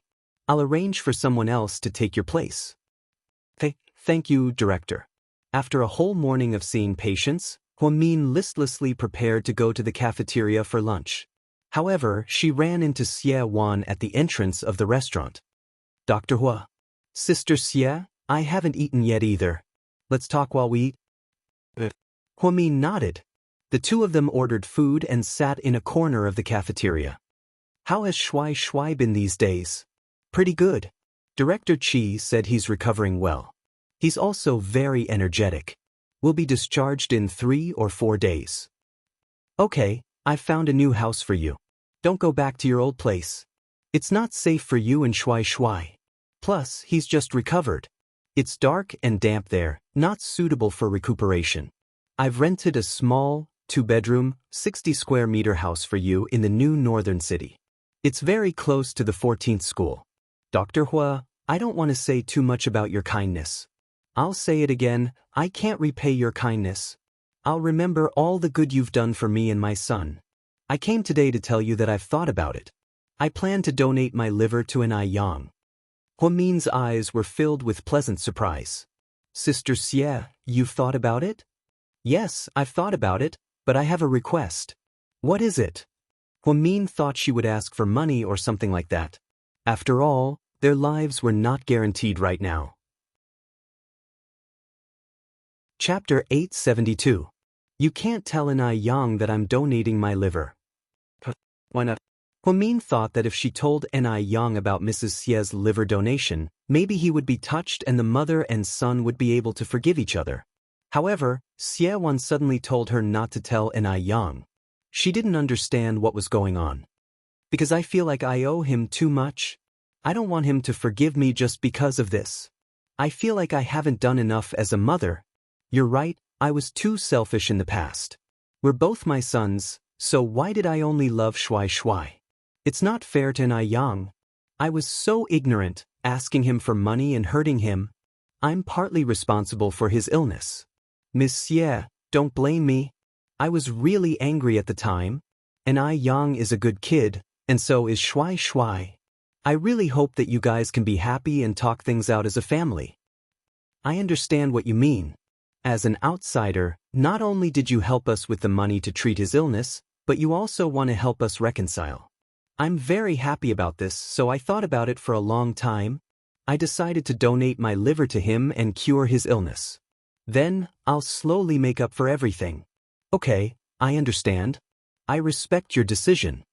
Huamin was very happy that Xie was willing to help Yang. To be honest, she didn't have much confidence in the beginning and was afraid that Xie would refuse. After all, humans were selfish creatures. It was indeed difficult for her to use her liver to help a son that she hadn't spoken to in years. Fortunately, she agreed in the end. Then you should go for a checkup in the afternoon when you have time. Do all the pre-surgery checkups. Yang is already hospitalized in the VIP room on the top floor. Xie nodded. Qin Manor, Qin Yumin was worried about Lady Qin's foot injury, so he flew back from Hawaii. When he got home that night, he saw Song Yisher, whom he hadn't seen in a long time. Mr. Qin. She smiled. Yisher. Qin Yumin asked uncertainly. It's me, Mr. Qin. Why didn't you call me when you came back? Song Yisher makes dumplings with the maids of the Qin family. Her hands are full of white flour. Ever since she returned to China, she hardly went home. During the day, she spent most of her time with Lady Qin, playing golf, shopping, playing mahjong, drinking tea, arranging flowers, and so on. Fortunately, Song Yisher had a good temper and didn't get tired of Lady Qin's nagging. It's okay. I have a company driver to pick me up. Where is she? Mama Qin is doing a facial mask upstairs. She'll be down soon. When did you come back? I saw you last time when I went to Italy with your father. It's been 5 or 6 years, right? Qin Yumin sighed. I was only in my early 20s back then. I was still young. Time flies, but you're still so young. You're just as handsome as before. Song Yisher smiled cutely. You little girl, you only know how to make me happy. Qin Yumin laughed heartily. Mama Qin has been talking about you. If she knew that you were back, she would be so happy. Song Yisher said with a smile. Just as she finished speaking, Lady Qin came downstairs in her nightgown. Oh, let me see who's back. Sir, did you come to the wrong place? Is this your home? Lady Qin said sourly. We're so old, is it fun to argue? Qin Yumin said helplessly. Chapter 873. It's fun. Aren't you very capable? Didn't you say you didn't want to stay with me and went to look for your cousins? What? They can't tolerate you anymore, so you want to go home. I can't handle your mouth. Qin Yumin felt like his wife's sharp tongue had hurt a lot of people. I'm always like this, it's not like you just met me. What a joke. Why are you pretending to be a gentleman with me? Seeing their unhappy conversation, Song Yisher immediately laughed and said, Mama Qin, Mr. Qin, you can wash your hands and eat now. Sister Lan and I made shrimp dumplings, they're delicious. Yisher, you're the best. Mama Qin smiled like a blooming flower, then walked over while swaying her hips. Qin Yumin didn't say anything else, and after the maid put the luggage upstairs, the three of them sat down in the dining room. Yisher, You're not going back to China this time, right? Qin Yumin asked. Yeah, I'm not going back. Have you thought about what you want to do? Do you want to come to GK? Qin Yumin was very close with Mayor Song, so he was very polite to Song Yisher. That's a good idea. You can help Chu at the company, Lady Qin chimed in. Mr. Qin, Mama Qin, thank you for your kindness. But I can't. I'm not studying finance, I'm just an artist, so I can't help him. I'm planning to open a high-end art school and take in more children to teach them how to draw. It's a way to pass the time. Xianxia is such a caring child. Lady Qin loved Song Yisher so much that she almost went crazy. No matter what she said, Lady Song would agree. Qin Yumin also nodded. That's good after all, you've been learning how to draw for so many years. Your father will be happy for you. Yes, my daddy is very supportive of my opinion. These few days, he even helped me find a place to rent it. Huh? Xianxia, have you called Chu? Can you ask him if he's coming back for dinner? I don't think so, he usually has dinner with Huamin. Ever since Song Yisher had awkwardly bumped into Huamin while delivering supper, she seemed to have some ill feelings towards him. He did not dare to take the initiative to look for Qin Chu, because she realized that Huamin was very powerful. What are you afraid of? Well, as long as Huamin was here, Huamin would be the heavens. Was she the sun? Everyone is circling around her. Take out your phone and take it. Just say that you're back. Our son will definitely be back. Lady Qin said domineeringly as she pointed at Qin Yumin. I'm a little tired. I'll call them back another day. No, call them now. Also, don't let Huamin see them. Seeing them makes me annoyed. Ever since she fell down at Huamin's house, Lady Qin disliked Huamin even more. It was as if they were mortal enemies, a thorn in her side. What you're doing is making things difficult for our son. Isn't my son making things difficult for me? He knows that I don't like that girl, but he still married her to piss me off. Didn't you know? This time I got injured because of her family. Luckily I have good stamina, or else they would have killed me. You don't know how evil Huamin is. When he saw me fall, not only did he not help me, he even gloated. Luckily, Xianxia arrived in time and drove me to the hospital. I'll hate that little bitch for the rest of my life. Mrs. Qin continued to blabber on and on. I'm full, you guys eat. Xianxia, I'm going upstairs. You don't want to listen to your son? Who do you think you are? Lady Qin didn't seem to want to let it go. Qin Yumin ignored her and got up to go upstairs. Clearly, he didn't want to listen to her nagging. Mama Qin. Forget it, Dad just got off a long-distance flight. He must be tired. Let him rest first. It won't hurt to have dinner with Qin Chu for a day or two. Fine, since you said so, I'll do you a favor, Lady Qin said pretentiously. Sure, your parents didn't set you up on blind dates or anything, right? No, I don't really want to find one myself. I'm not in a hurry. Song Yisher smiled embarrassedly.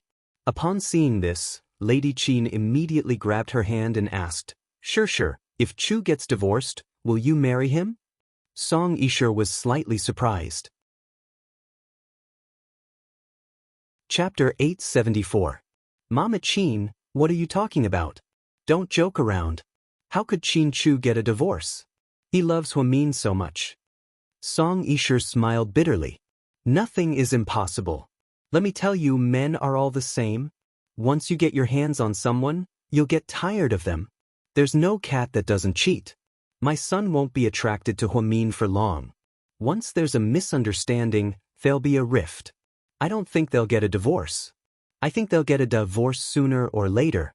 I really like you. I really hope you're my daughter-in-law. Mama Qin. I don't think I'm that lucky. Chu doesn't seem to like me.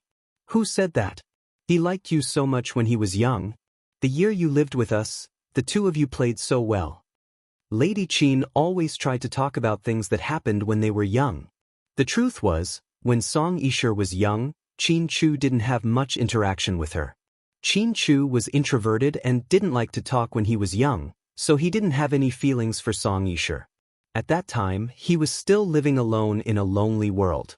It wasn't until the first year of high school that he met a girl that lit up his entire world. However, women were always blind when it came to relationships. Even Song Yishe couldn't resist the temptation. Although she kept rejecting Lady Qin verbally, she was actually quite happy when she heard what Lady Qin said. If Qin Chu could really get a divorce, it would be a good thing for her, right? After Jiang Xiaowei got pregnant, the Wei family was overjoyed and began to prepare for their wedding. The wedding was set for the 1st of January, New Year's Day, and there were 500 tables. The Wei family had been in Sea City for many years. They were well known and influential, and they also had many branches. They had many rich allies, so when the news of the wedding was released, it immediately dominated the entertainment headlines. For a few days, there were news reports, so Jiang Xiaowei didn't dare to leave the house.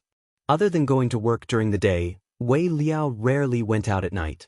Most of the time, he stayed at home with Jiang Xiaowei. Tang Chuan was not very reliable. Sometimes he went abroad to play, and sometimes he stayed at home to pick up girls. All of a sudden, Su Yu was all alone. He felt as if all his friends had left him. Therefore, after he finished his work during the day, he began to return to the Su family more often. On this day, after returning to the Su family for dinner, only Mrs. Su and Lord Su were there. "You, Grandpa? What is it?" "One of Grandpa's former comrades wants to come here with her granddaughter to play. Are you going to spend a day with us?" "I don't like to socialize." Su Yu directly refused. "This isn't a social gathering. We're just friends catching up. Then Grandpa can just ask your adjutant to do it. Once you give the order, everything in the army will be done for you." "No, it's rare for Grandpa to take a vacation, and I don't want to have anything to do with the army. It's a private gathering. How about this? You pick her up from the airport in the morning and bring her home. We'll eat together, and in the afternoon, you can take us around. Don't you have a resort in the west, at Beauty Lake? We can go there to fish and eat some barbecue or something." The old man seemed to be very interested. Since Grandpa has already said so, don't refuse," Mrs. Su said with a smile. This? Su Yu really didn't want to, but he didn't want to spoil his grandpa's mood. In the end, he could only nod. Okay, then it's settled. I'll give you the flight number and the name of the person later. Don't forget." "Got it." Su Yu was depressed. If he had known earlier, he wouldn't have come back for dinner today. Who knew that his old man was so good at causing trouble? After dinner, Lady Su mysteriously pulled her son to the side. Your grandpa really put a lot of thought into this. Do you know why his old comrade brought his granddaughter here? Is he going to introduce her to me?" "That's right." "Su Yu, Mom? I don't like blind dates." "This isn't a blind date. What if she's to your liking?" "No, Mom. Even if she looks like Chang, I don't want her," Su Yu said firmly. "Is it because of that girl from the Hua family?" Lady Su looked at her son meaningfully and asked. Chapter 875. You don't tell the truth. "Sai, you, what should I say about you?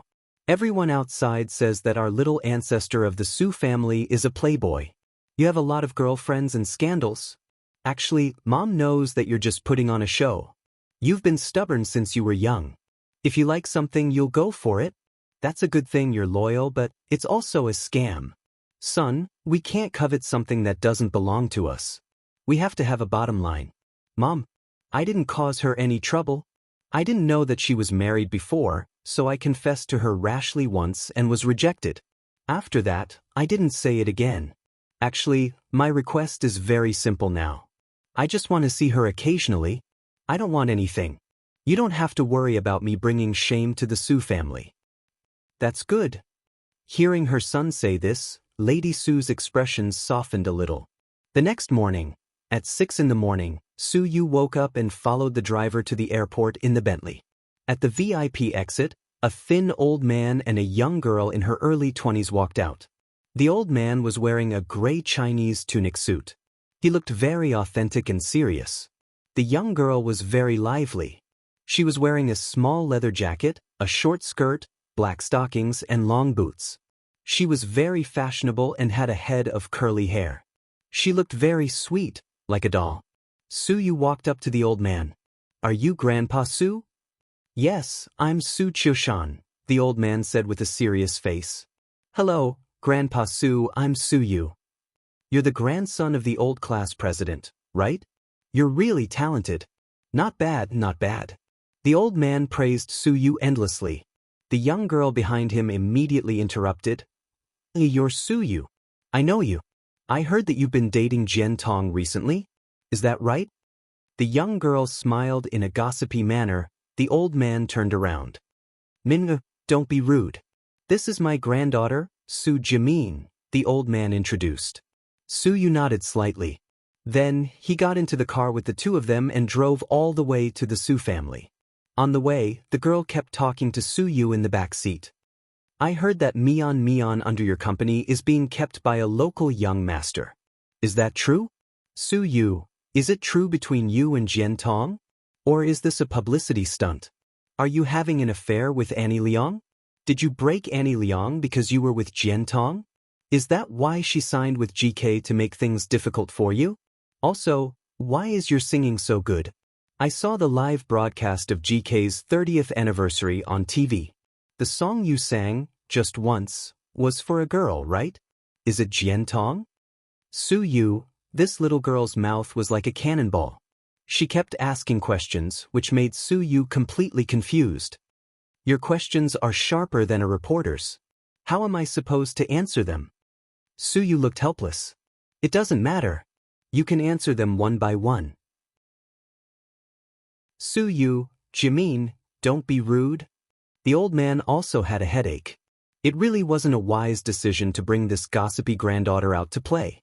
At the Su family mansion, the two old men hit it off immediately and were very close.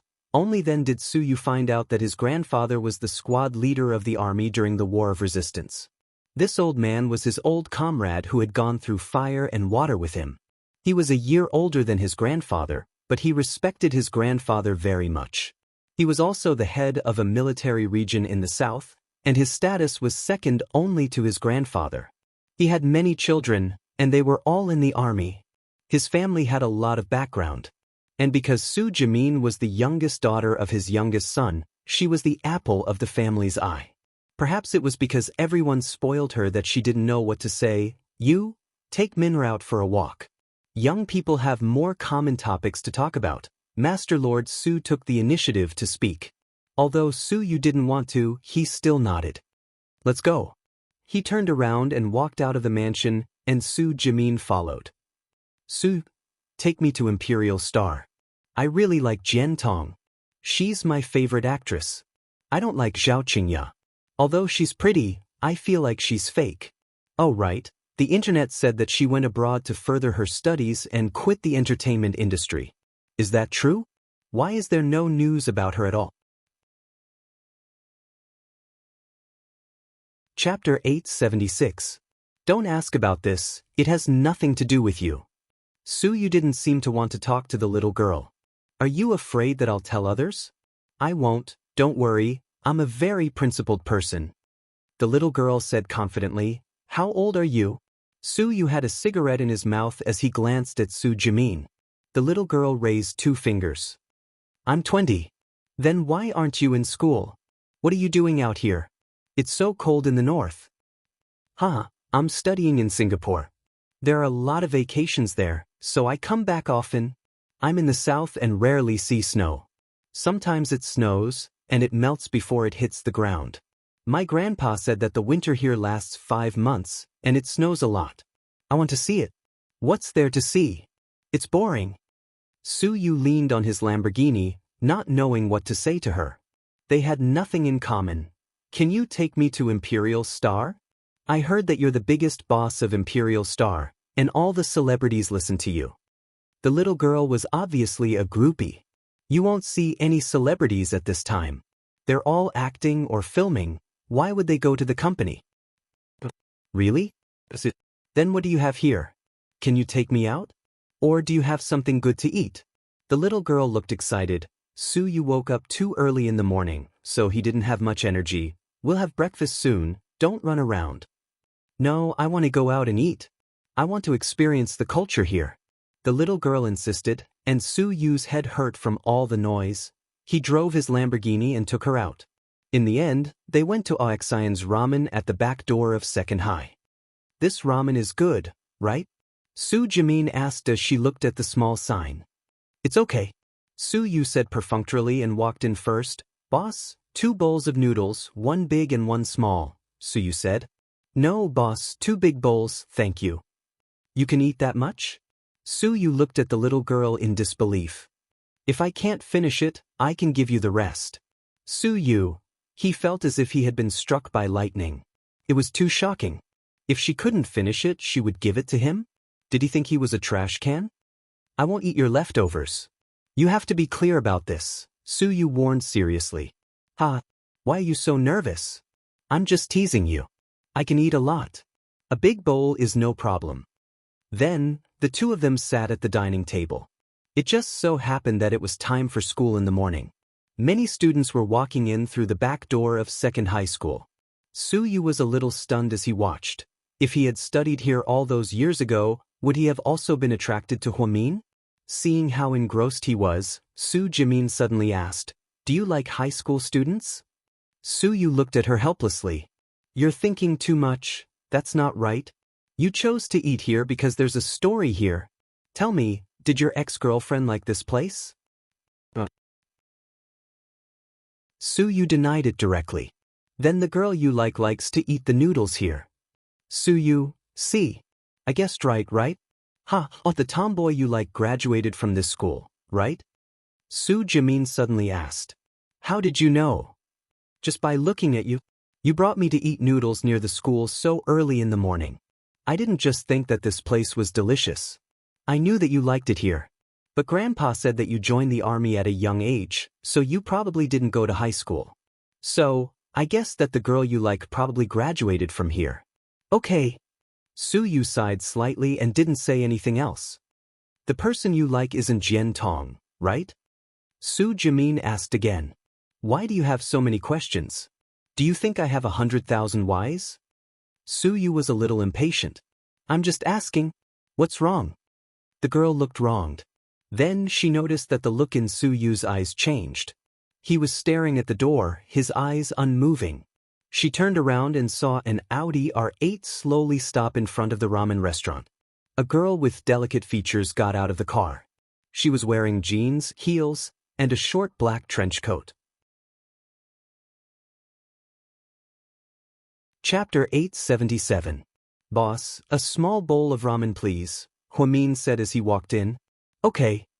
Huamin saw Su Yu as soon as she walked in. She nodded and greeted him. Then, she sat down at the table next to him. She originally planned to eat with Qin Chu in the morning, but Qin Chu received a call and rushed to the construction site to deal with work. She drove here herself and planned to go to work after eating.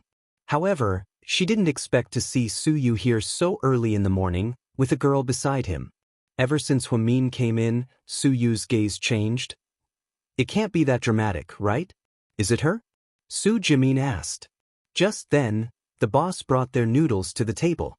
Su Yu pushed a bowl in front of her and said bluntly, Don't talk, eat your noodles. Su Jimin pouted and didn't say anything else. The two ate their noodles in silence. Huamin hadn't been in a good mood lately. Because tomorrow morning, Jixin would fly to Jing City at 3 a.m. and then transfer to New Zealand. This trip was thousands of miles away, and she didn't know when he would come back. While eating, Huamin was a little absent-minded and looked a little lonely. Although Su Yu was focused on eating his noodles, he couldn't help but look up at her. He waited until Huamian finished a bowl of noodles and left. Su Yu couldn't help but walk up to her. Are you okay? I'm fine. You don't look well. Oh, maybe it's because I've been busy with work, Huamin said faintly. Then take care of yourself. Okay. Huamin nodded. Huamin, he said again. Yeah. It's my birthday next Friday, and there's going to be a cocktail party at my private mansion at 6 p.m. Can you come? Su Yu hesitated for a long time, but he still wanted to invite Huamin. He felt that if he could see her on his birthday, he would be very happy. I'll see. Huamin didn't directly refuse, but she didn't agree either. She watched the Audi R8 drive away. Only then did Su Yu come back to his senses and sit down to eat his noodles. She's the girl you like, right? It's none of your business. Su Yu asked impolitely. Am I curious? Shut up and eat your noodles, Su Yu said fiercely. Su Jimin didn't say anything. When the two of them returned to the Su family's villa, it was almost noon. Su Yu took her for a walk outside before returning to the mansion. Grandpa Su seemed very enthusiastic. Jimin, how's my Yu doing? He's an egomaniac, and he has a quick temper. He's always so fierce, Su Jimin commented sincerely. When the two old men heard this, they laughed out loud at the girl's honesty. No, he's good. At least he's sincere. I don't like guys who are too fake and hypocritical, the girl added. Would you be willing to be my granddaughter-in-law? Master Lord Su was very straightforward. Grandpa. Su Yu didn't seem happy with his grandpa's joke. Forget it. Master Lord Su, oh no. What? You don't like you? Master Lord Su asked. No, he's much older than me. I don't want to find someone so old. I like young men. I like an I young. An I young. This time, the two old men were confused. When did you have a boyfriend? How come I didn't know? Grandpa Su asked with a serious face. Su Yu helplessly explained for her, the N.I. Yang she's talking about is a celebrity. Only then did the two old men realize. Master Lord Su wanted to matchmake Su Jimin and Su Yu. Although they were 7 or 8 years apart, their family backgrounds were similar. The two old men agreed, but unfortunately, the two children didn't seem to think so. Su Jimin seemed to have a good impression of Su Yu, but when she saw how gentle he was to that girl when they were eating ramen, she gave up. She felt like giving up. Su Jimin knew very well that it was very tiring to like a man who had someone else in his heart. GK headquarters. When Qin Chu finished his work and returned to the company, it was already 10 in the morning. After the meeting, he was about to go out for lunch when he saw Song Yisher. You were looking for me? Qin Chu asked her. Yeah, do you mind having lunch with me? Song Yisher smiled and invited him. Her questions were always so tactful. If Qin Chu said that he minded, he would seem too petty. If he didn't mind, he would have to have lunch with her. Chapter 878. Let's go, I'm going downstairs too. Qin Chu didn't refuse and went downstairs with Song Yisher, at a Western restaurant downstairs. The two of them ordered a steak set. Then, Song Yisher took out a blueprint and handed it to Qin Chu. What's this? I'm planning to open an art school, right? So, when I was looking for a location, I saw this. It's a store in a new building under your company. This 7-story building is empty and hasn't been rented out yet. It's in a good location, so I wanted to ask if you could rent it to me. You want to open a school? I've been back for so many days, I can't always rely on my parents.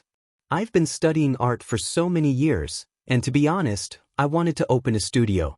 But, you know, there aren't many people here, so there won't be much business.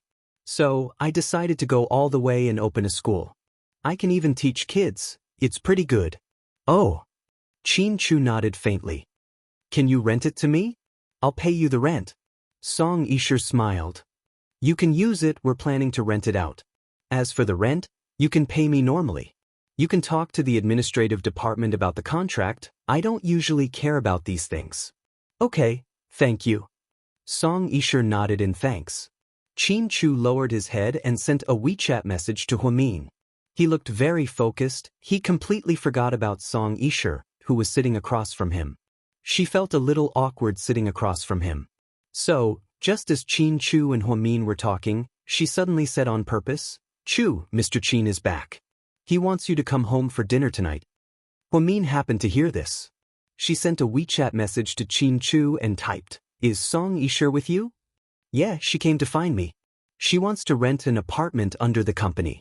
Why do you have to ask about something like this? Isn't that the administrative department's business? Huamin was unhappy. I don't know. Let's see how I torture you when we get home. Honey, I'm innocent. Did I say anything about you? Why are you crying injustice? Huamin replied domineeringly. Qin Chu was speechless. Qin Chu, Qin Chu? Seeing that Qin Chu didn't respond to her, Song Yisher shouted again. Qin Chu finally looked up. Papa Qin is back. Got it? I'll contact him later. Oh, okay. Song Yisher nodded. After the meal, Qin Chu paid the bill and went back to the company. Song Yisher drove to have afternoon tea with a few socialites. However, he did not expect to meet Hua Xiqian here. Hi, Miss Song, Hua Xiqian greeted her. Hua Xiao. The socialites greeted him as well. Hua Xiqian was very popular in the circle. Both men and women liked him. Other than Su Yu and Qin Chu, young Master Hua, Song Yisher greeted him as well. I haven't seen you in a few days. You've gotten prettier. Thank you. Song Yisher smiled elegantly. Are you free tonight? I made a reservation at Phoenix Terrace. Do me the honor of joining us for dinner? Hua Xiqian invited her. I'm sorry, but I have plans tonight. Oh, I see. Okay then, another day.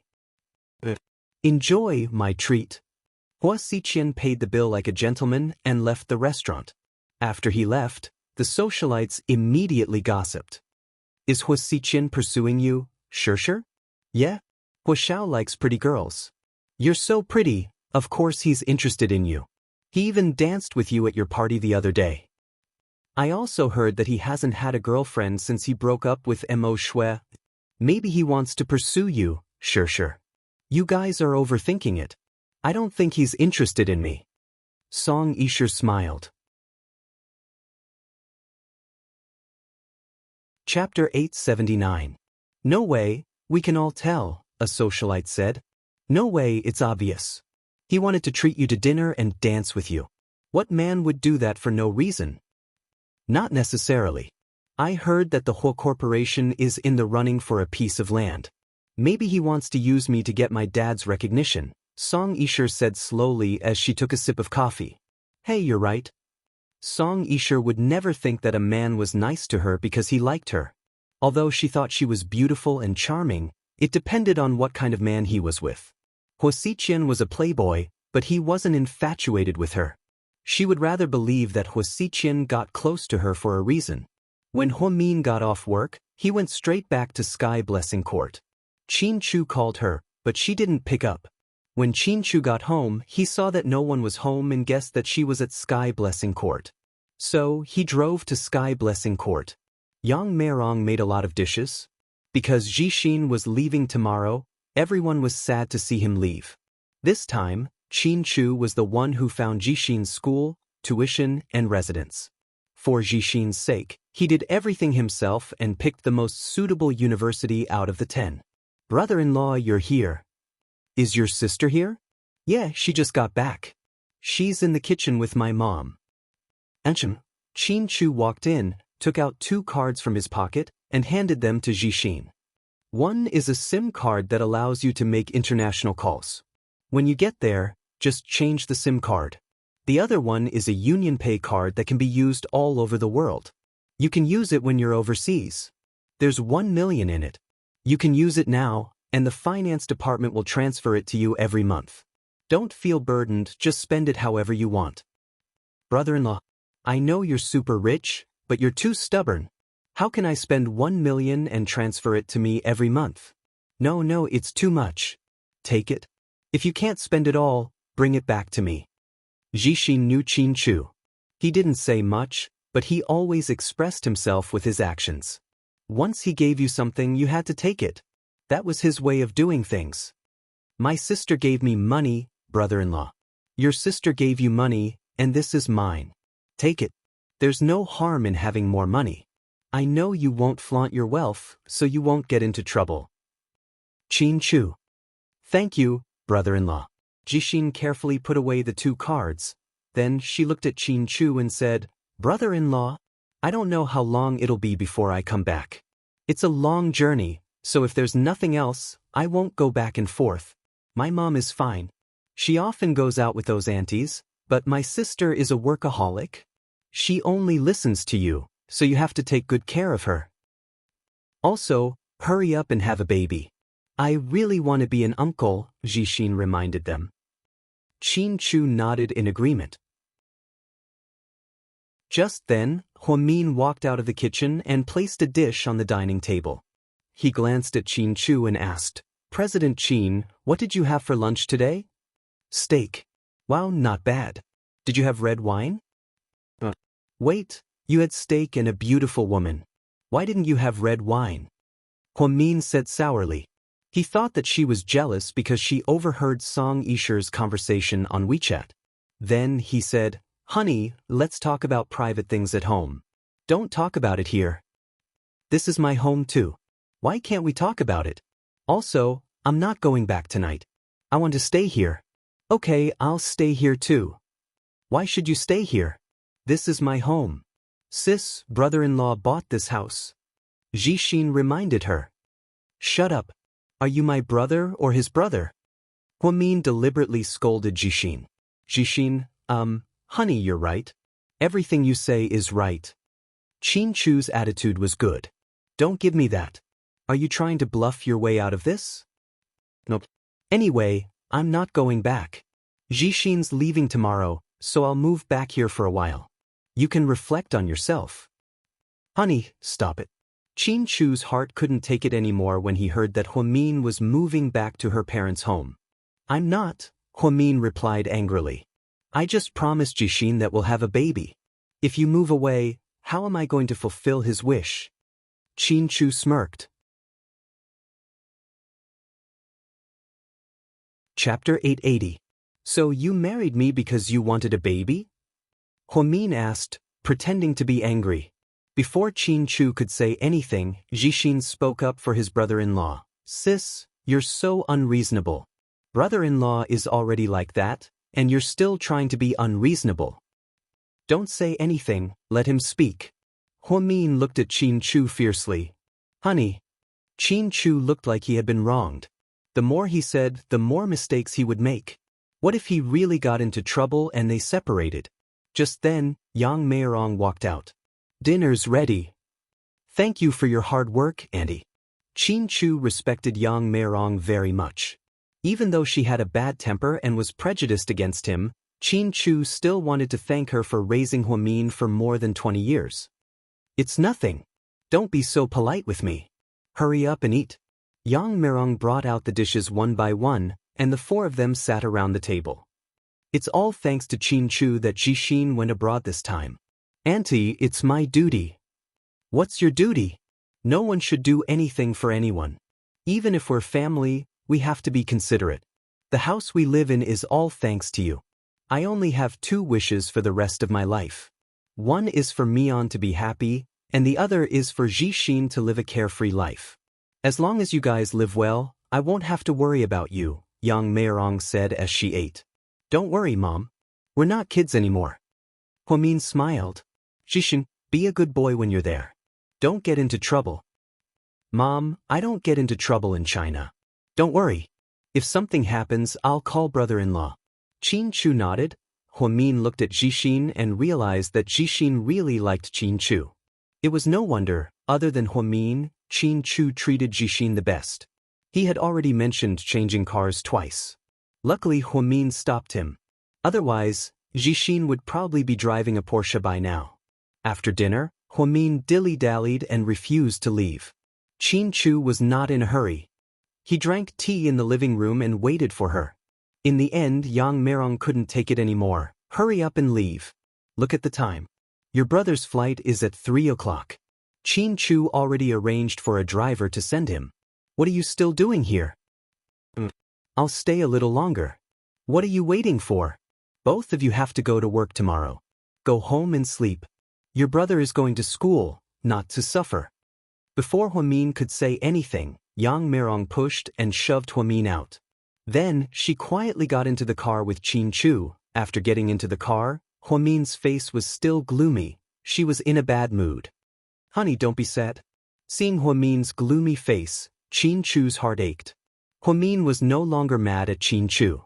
After all, Huamin didn't care about Song Yisha at all. She leaned into Qin Chu's arms and said in a small voice, Honey, I still don't want to leave Jixin. What should I do? Huamin was already used to being an older sister. Over the years, she would rather live frugally to take care of her brother. Occasionally chatting with Zhixin on WeChat and eating had become a part of her life. She never thought that one day he would leave this city and go to a place so far away. Therefore, she still couldn't accept it, just like how she couldn't accept Huang Yu's death. Life is a process of constant parting and reunions. No one is immune, everyone is the same. Qin Chu gently hugged Huamin and comforted her softly. I know, I'm just a little sad. In the end, Huamin cried in his arms for a while before the two reluctantly drove away. Huamin didn't sleep much that night. She tossed and turned, thinking about Zhixin the entire time. At 3 in the morning, she got up and looked at the time on her phone. Then she went downstairs to get some water. She looked at the dark sky outside the window and thought about how her brother was already on a plane to New Zealand, across the ocean. I hope you'll be all grown up when you come back, Huamin murmured quietly. 3 days later, Huamin went to the second board meeting of the Hua Corporation during his break. Shen Jiani looked at the transfer records and saw that 400 million yuan had been transferred to the corporation's account. All of the board members seemed to be relieved. Then, to no one's surprise, Huasi resigned. As a father, Hu Zhenghai apologized to the board members for not teaching his son well and put on a good show. After the board meeting ended, Huasi Qian stopped Huamin. What? Aren't you curious about what I'm going to do next? That's your problem, what does it have to do with me? Huamin never thought that he was on the same side as Huasi Qian. Chapter 881. No, it has something to do with you. Come back tonight, and I'll show you the best show ever. Tonight? Huamin was a bit surprised. Wasn't this too soon? You're making a move tonight? Huamin asked uncertainly. Yeah, that's the only way to catch them off guard. Huasi Qian smiled. Shen Jiani barely managed to block the 400 million yuan, and Huasi Qian was going to attack again. He was indeed aggressive. This time, you'll make sure that they can't turn the tables. With Huamin's understanding of Huasi Qian, he knew that Huasi Qian had already done enough foreplay. If he made a move now, it would be fatal. As expected, he dotingly flicked Huamin's forehead. He didn't use much strength. You're the smartest, you have to come back to witness such an exciting moment, or else, all my planning will be in vain. My mom will be back tonight at 6:30 p.m., and the whole family will be there. You have to come. After speaking, Huasi Qian put his hands in his pockets and left. Huamin looked at him with a complicated expression. Huasi Qian was usually smiling and seemed easy to get along with. But in reality, Huamin thought that Huasi Qian was too smart and didn't care about anyone. He was full of tricks. Unfortunately, she didn't see the person in his heart. If she knew now, she would probably, Mian. Just as Huamin was about to leave the company, Hu Zhenghai suddenly called out from behind. Huamin turned around and saw that he was alone. Shen Jiani wasn't with him. What's up? You should rest today. Have some tea with Dad, I haven't talked to you alone in a while. I don't think we have anything to talk about. Huamin's attitude wasn't friendly. Hu Zhenghai didn't get angry. Instead, he smiled and said, Don't be so distant. Although the Hua family isn't as powerful as the Qin family, we'll still help them if they're in trouble. After all, we're in-laws now. Hu Zhenghai always brought up the marriage between the Qin and Hua families, which really annoyed Huamian. Huamin wanted to refuse, but Hu Zhenghai continued, How's your mom doing? I went to the old house to visit her, but it was empty. Did she move away? Yeah, isn't there going to be a demolition? I bought her a new house. Really? Where is the new house? You don't need to know about this. My mother, she doesn't seem to want to see you. Huamin said straightforwardly. Hu Zhenghai smiled awkwardly. She still hates me, I know. I already said that I would slowly make it up to you and your mother. All right, I heard that your brother went abroad. Is there anything I can help you with? I have quite a few friends in Australia. No, thank you for your kindness. Are you sure you don't want to have tea with me? Hu Zhenghai asked again. Mr. Hua, I don't like to beat around the bush. If you have something to say, just say it. There's no need to drink tea or eat, just get to the point. We're all busy. Okay, if that's the case, then I'll get straight to the point. Yen Yen is going on a blind date tomorrow with a famous person in our city. They're hosting a banquet at the Hilton Hotel. Can you and Qin Chu come as well? Huamin immediately understood. She knew that Hu Zhenghai wouldn't ask her out for tea for no reason. So it was because Hu Yen Yen was going on a blind date, and he wanted her and Qin Chu to go. After all, the president of GK was too eye-catching. Oh, what a coincidence, Mr. Hua. We're not free tomorrow. It's just a short lunch break. Just say hi when you guys come. Hu Zhenghai tried to negotiate with Huamin. Hu Yen Yen and I aren't that close. I think it's enough if you can convince Hu Xiqian to come. After speaking, Huamin got into his car and left. He didn't want to waste any more time talking to Hu Zhenghai. It was rare for him to have a day off, so Huamin immediately drove to find Zhu Lingling. The two of them sat in a private room in Huamin's new coffee shop. They chatted casually. Girl, is there still no news in your stomach? Zhu Lingling quietly asked. Chapter 882. Huamin's hand paused in the middle of stirring the coffee. Then she shook her head. Well, I heard from my mom that there's an old Chinese medicine doctor on an old street near my house. He seems to be quite good. There were a few young couples who went to see him, and then they really had a baby. I think Chinese medicine won't hurt people anyway. Wouldn't it be better if they got better? Anyway, my mom said that he's quite amazing. Since you're free today, do you want to go see him? If it was every other time, Huamin would have rejected her outright. However, this time, she only said one word, okay. Then, Huamin drove Zhu Lingling to the street where she lived. It was an old industrial area. Since Zhu Lingling grew up here, she was used to living here and was too lazy to move to the city center. Finally, she led Huamin to a small courtyard in an alley. As soon as they entered, a big stupid dog barked. What are you doing here? An old lady with an unknown accent came out of the courtyard. Hello, we're looking for Mr. Wang. Zhu Lingling vaguely remembered that the family's surname was Wang. Oh, are you here to see a doctor? Huamin nodded. Come in, it's 20 yuan for registration, the old lady said as she reached out her hand. Before Huamin could open her bag, Zhu Lingling immediately took out 20 yuan from her pocket and handed it over. Then the old lady led them all the way inside until they came to a small house. An old man in his 80s was sitting there with a pair of reading glasses and arranging herbs. There was a strong smell of Chinese medicine in the house.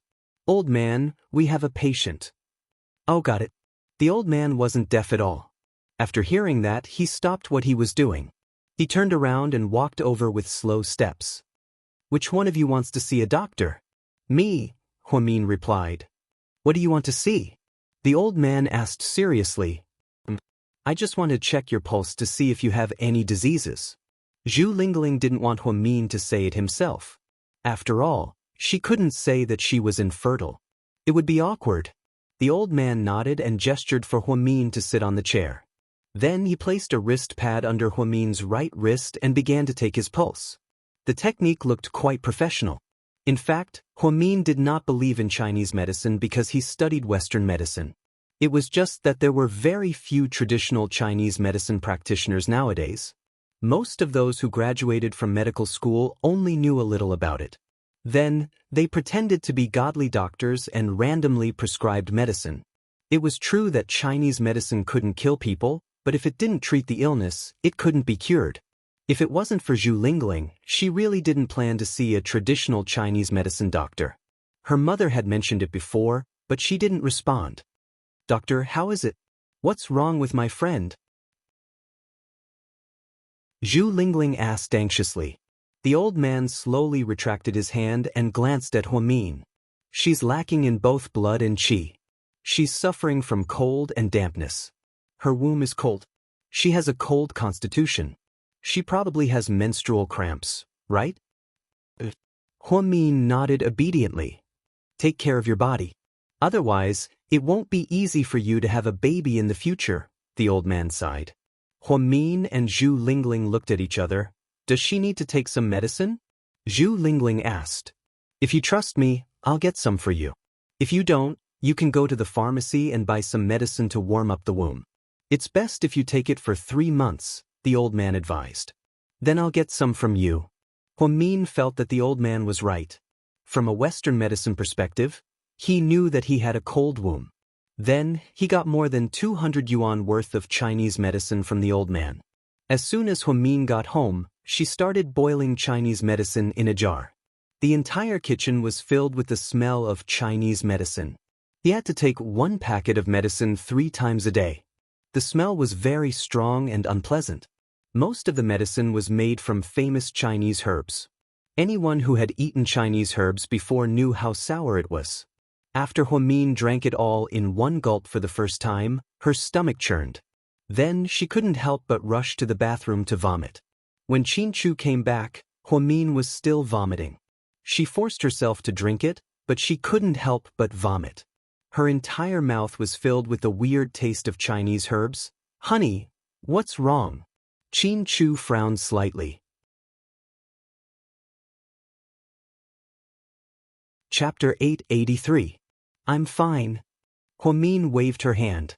After brushing her teeth, she came out of the bathroom. Then, she slumped onto the sofa. Did you make Chinese medicine? Xianxia's nose went numb. Yeah. Huamin didn't try to hide it and nodded. What's wrong? Are you not feeling well? Xianxia touched Huamin's head and realized that she wasn't feeling hot. I went to see a Chinese doctor today. They said that I have a cold uterus. It's not easy to get pregnant with a body like this, so I wanted to get some Chinese medicine first, Huamin said nonchalantly. You can use dates and brown sugar as a treatment. Why did you have to drink Chinese medicine? Those are too slow. I want to get better quickly, Huamin said stubbornly. Xianxia hugged her lovingly. Honey, you don't have to be like this, really. Even if we don't have a baby, I won't blame you. This is good enough. But I'll feel uneasy. I want a baby. Huamin looked lonely. Just then, a timer beeped from the kitchen. Huamin went to the kitchen to get the 2nd bowl of Chinese medicine. Then, Xianxia looked at her and drank the bowl of black medicine in 1 gulp without even frowning. Then, Huamin covered her mouth to stop herself from vomiting. Seeing how stubborn Huamin was, Xianxia's heart ached. However, he knew Huamin's temper. Once she decided on something, she would do it until the end. So he didn't stop her. Instead, he took out a peach from the fridge, cut it into pieces, and handed it to her. Eat something to suppress it. You'll feel better. Huamin took a small piece and put it in her mouth. Then she smiled and said, Honey, you're home early today. My dad's home. He wants us to go back for dinner tonight. Tonight? Yeah, why? What's the matter? Huasiqian told me to go back tonight during the meeting this morning. I'm guessing that the Huas are going to do something big tonight. Then I'll accompany you to the Hua family. Xianxia had never been worried about the relationship between Huamin and Huasiqian, so he immediately said that he wanted to accompany her. What about your father? Huamin felt that something was not right. It doesn't matter. We can go tomorrow, Xianxia said slowly. Huamin nodded. Qin family mansion. She thought that Xianxia and Huamin would come back for dinner, so the maid prepared a dozen dishes. However, Xianxia suddenly called and said that he wouldn't come back. Qin Yuman turned to the maid and said, The food is ready now. You don't have to wait. Chu is not coming back? Lady Qin was immediately displeased. Yeah, they have something to do. What is it? Don't they have time to come home for dinner? Lady Qin asked in annoyance. Qin Yuman didn't let Song Yisher come over because he thought that they were coming back. He didn't want his daughter-in-law to think too much. Unfortunately, they weren't back yet. Chu said that the Hua family has something to deal with tonight, so they went back. What? They'd rather go back to the Hua family than come to our house? It must be Huamin's idea. Everyone says that I hate her. Did you see that? She's purposely going against me. Lady Qin suddenly lost her cool. They went back to the Hua family for something. Why are you getting so worked up? Qin Yuman didn't like his wife's attitude. He, Xianxia, and Huamin all thought that Lady Qin was going through menopause. Why would they go back to the Hua family for something? They're such a twisted family. What year is it now? How can they still live in the same house? They're a joke in our world. Hu Jinghai, that shameless old man, is still as indecent as ever. Okay, let's eat. Mind your own business. Qin Yuman was impatient. He ignored his wife and walked straight to the dining table. On the other side, Hua Min and Qin Chu drove their Maybach to the Hua family's house at just the right time. 6:30 p.m. Hua Jinghai was pleasantly surprised to see Qin Chu and Hua Min. Why didn't you call in advance? I wanted to ask the kitchen to add more food, Hua Jinghai said happily. It's okay, we'll be leaving soon. Hua Min's tone was very indifferent. However, he still had to be polite. Qin Chu also bought Hua Jinghai a lot of high-end gifts. When they arrived, the Hua family was already there. Jiang Hong, who hadn't seen Hua Min in a long time, was also very enthusiastic. I haven't seen you in a while. Mian is becoming more and more elegant. Jiang Hong smiled. You're too kind, Mrs. Hua. Hua Min was indifferent to them. I knew my little sister Mian was always punctual. You said 6:30 p.m., not a second later. Hua Xiqian walked down the stairs. Qin Chu didn't like the way Hua Xiqian kept calling her little sister Mian. You're tuning in to the Wang Lin's Journey YouTube channel. Don't forget to subscribe and join us on this journey to catch the most captivating stories.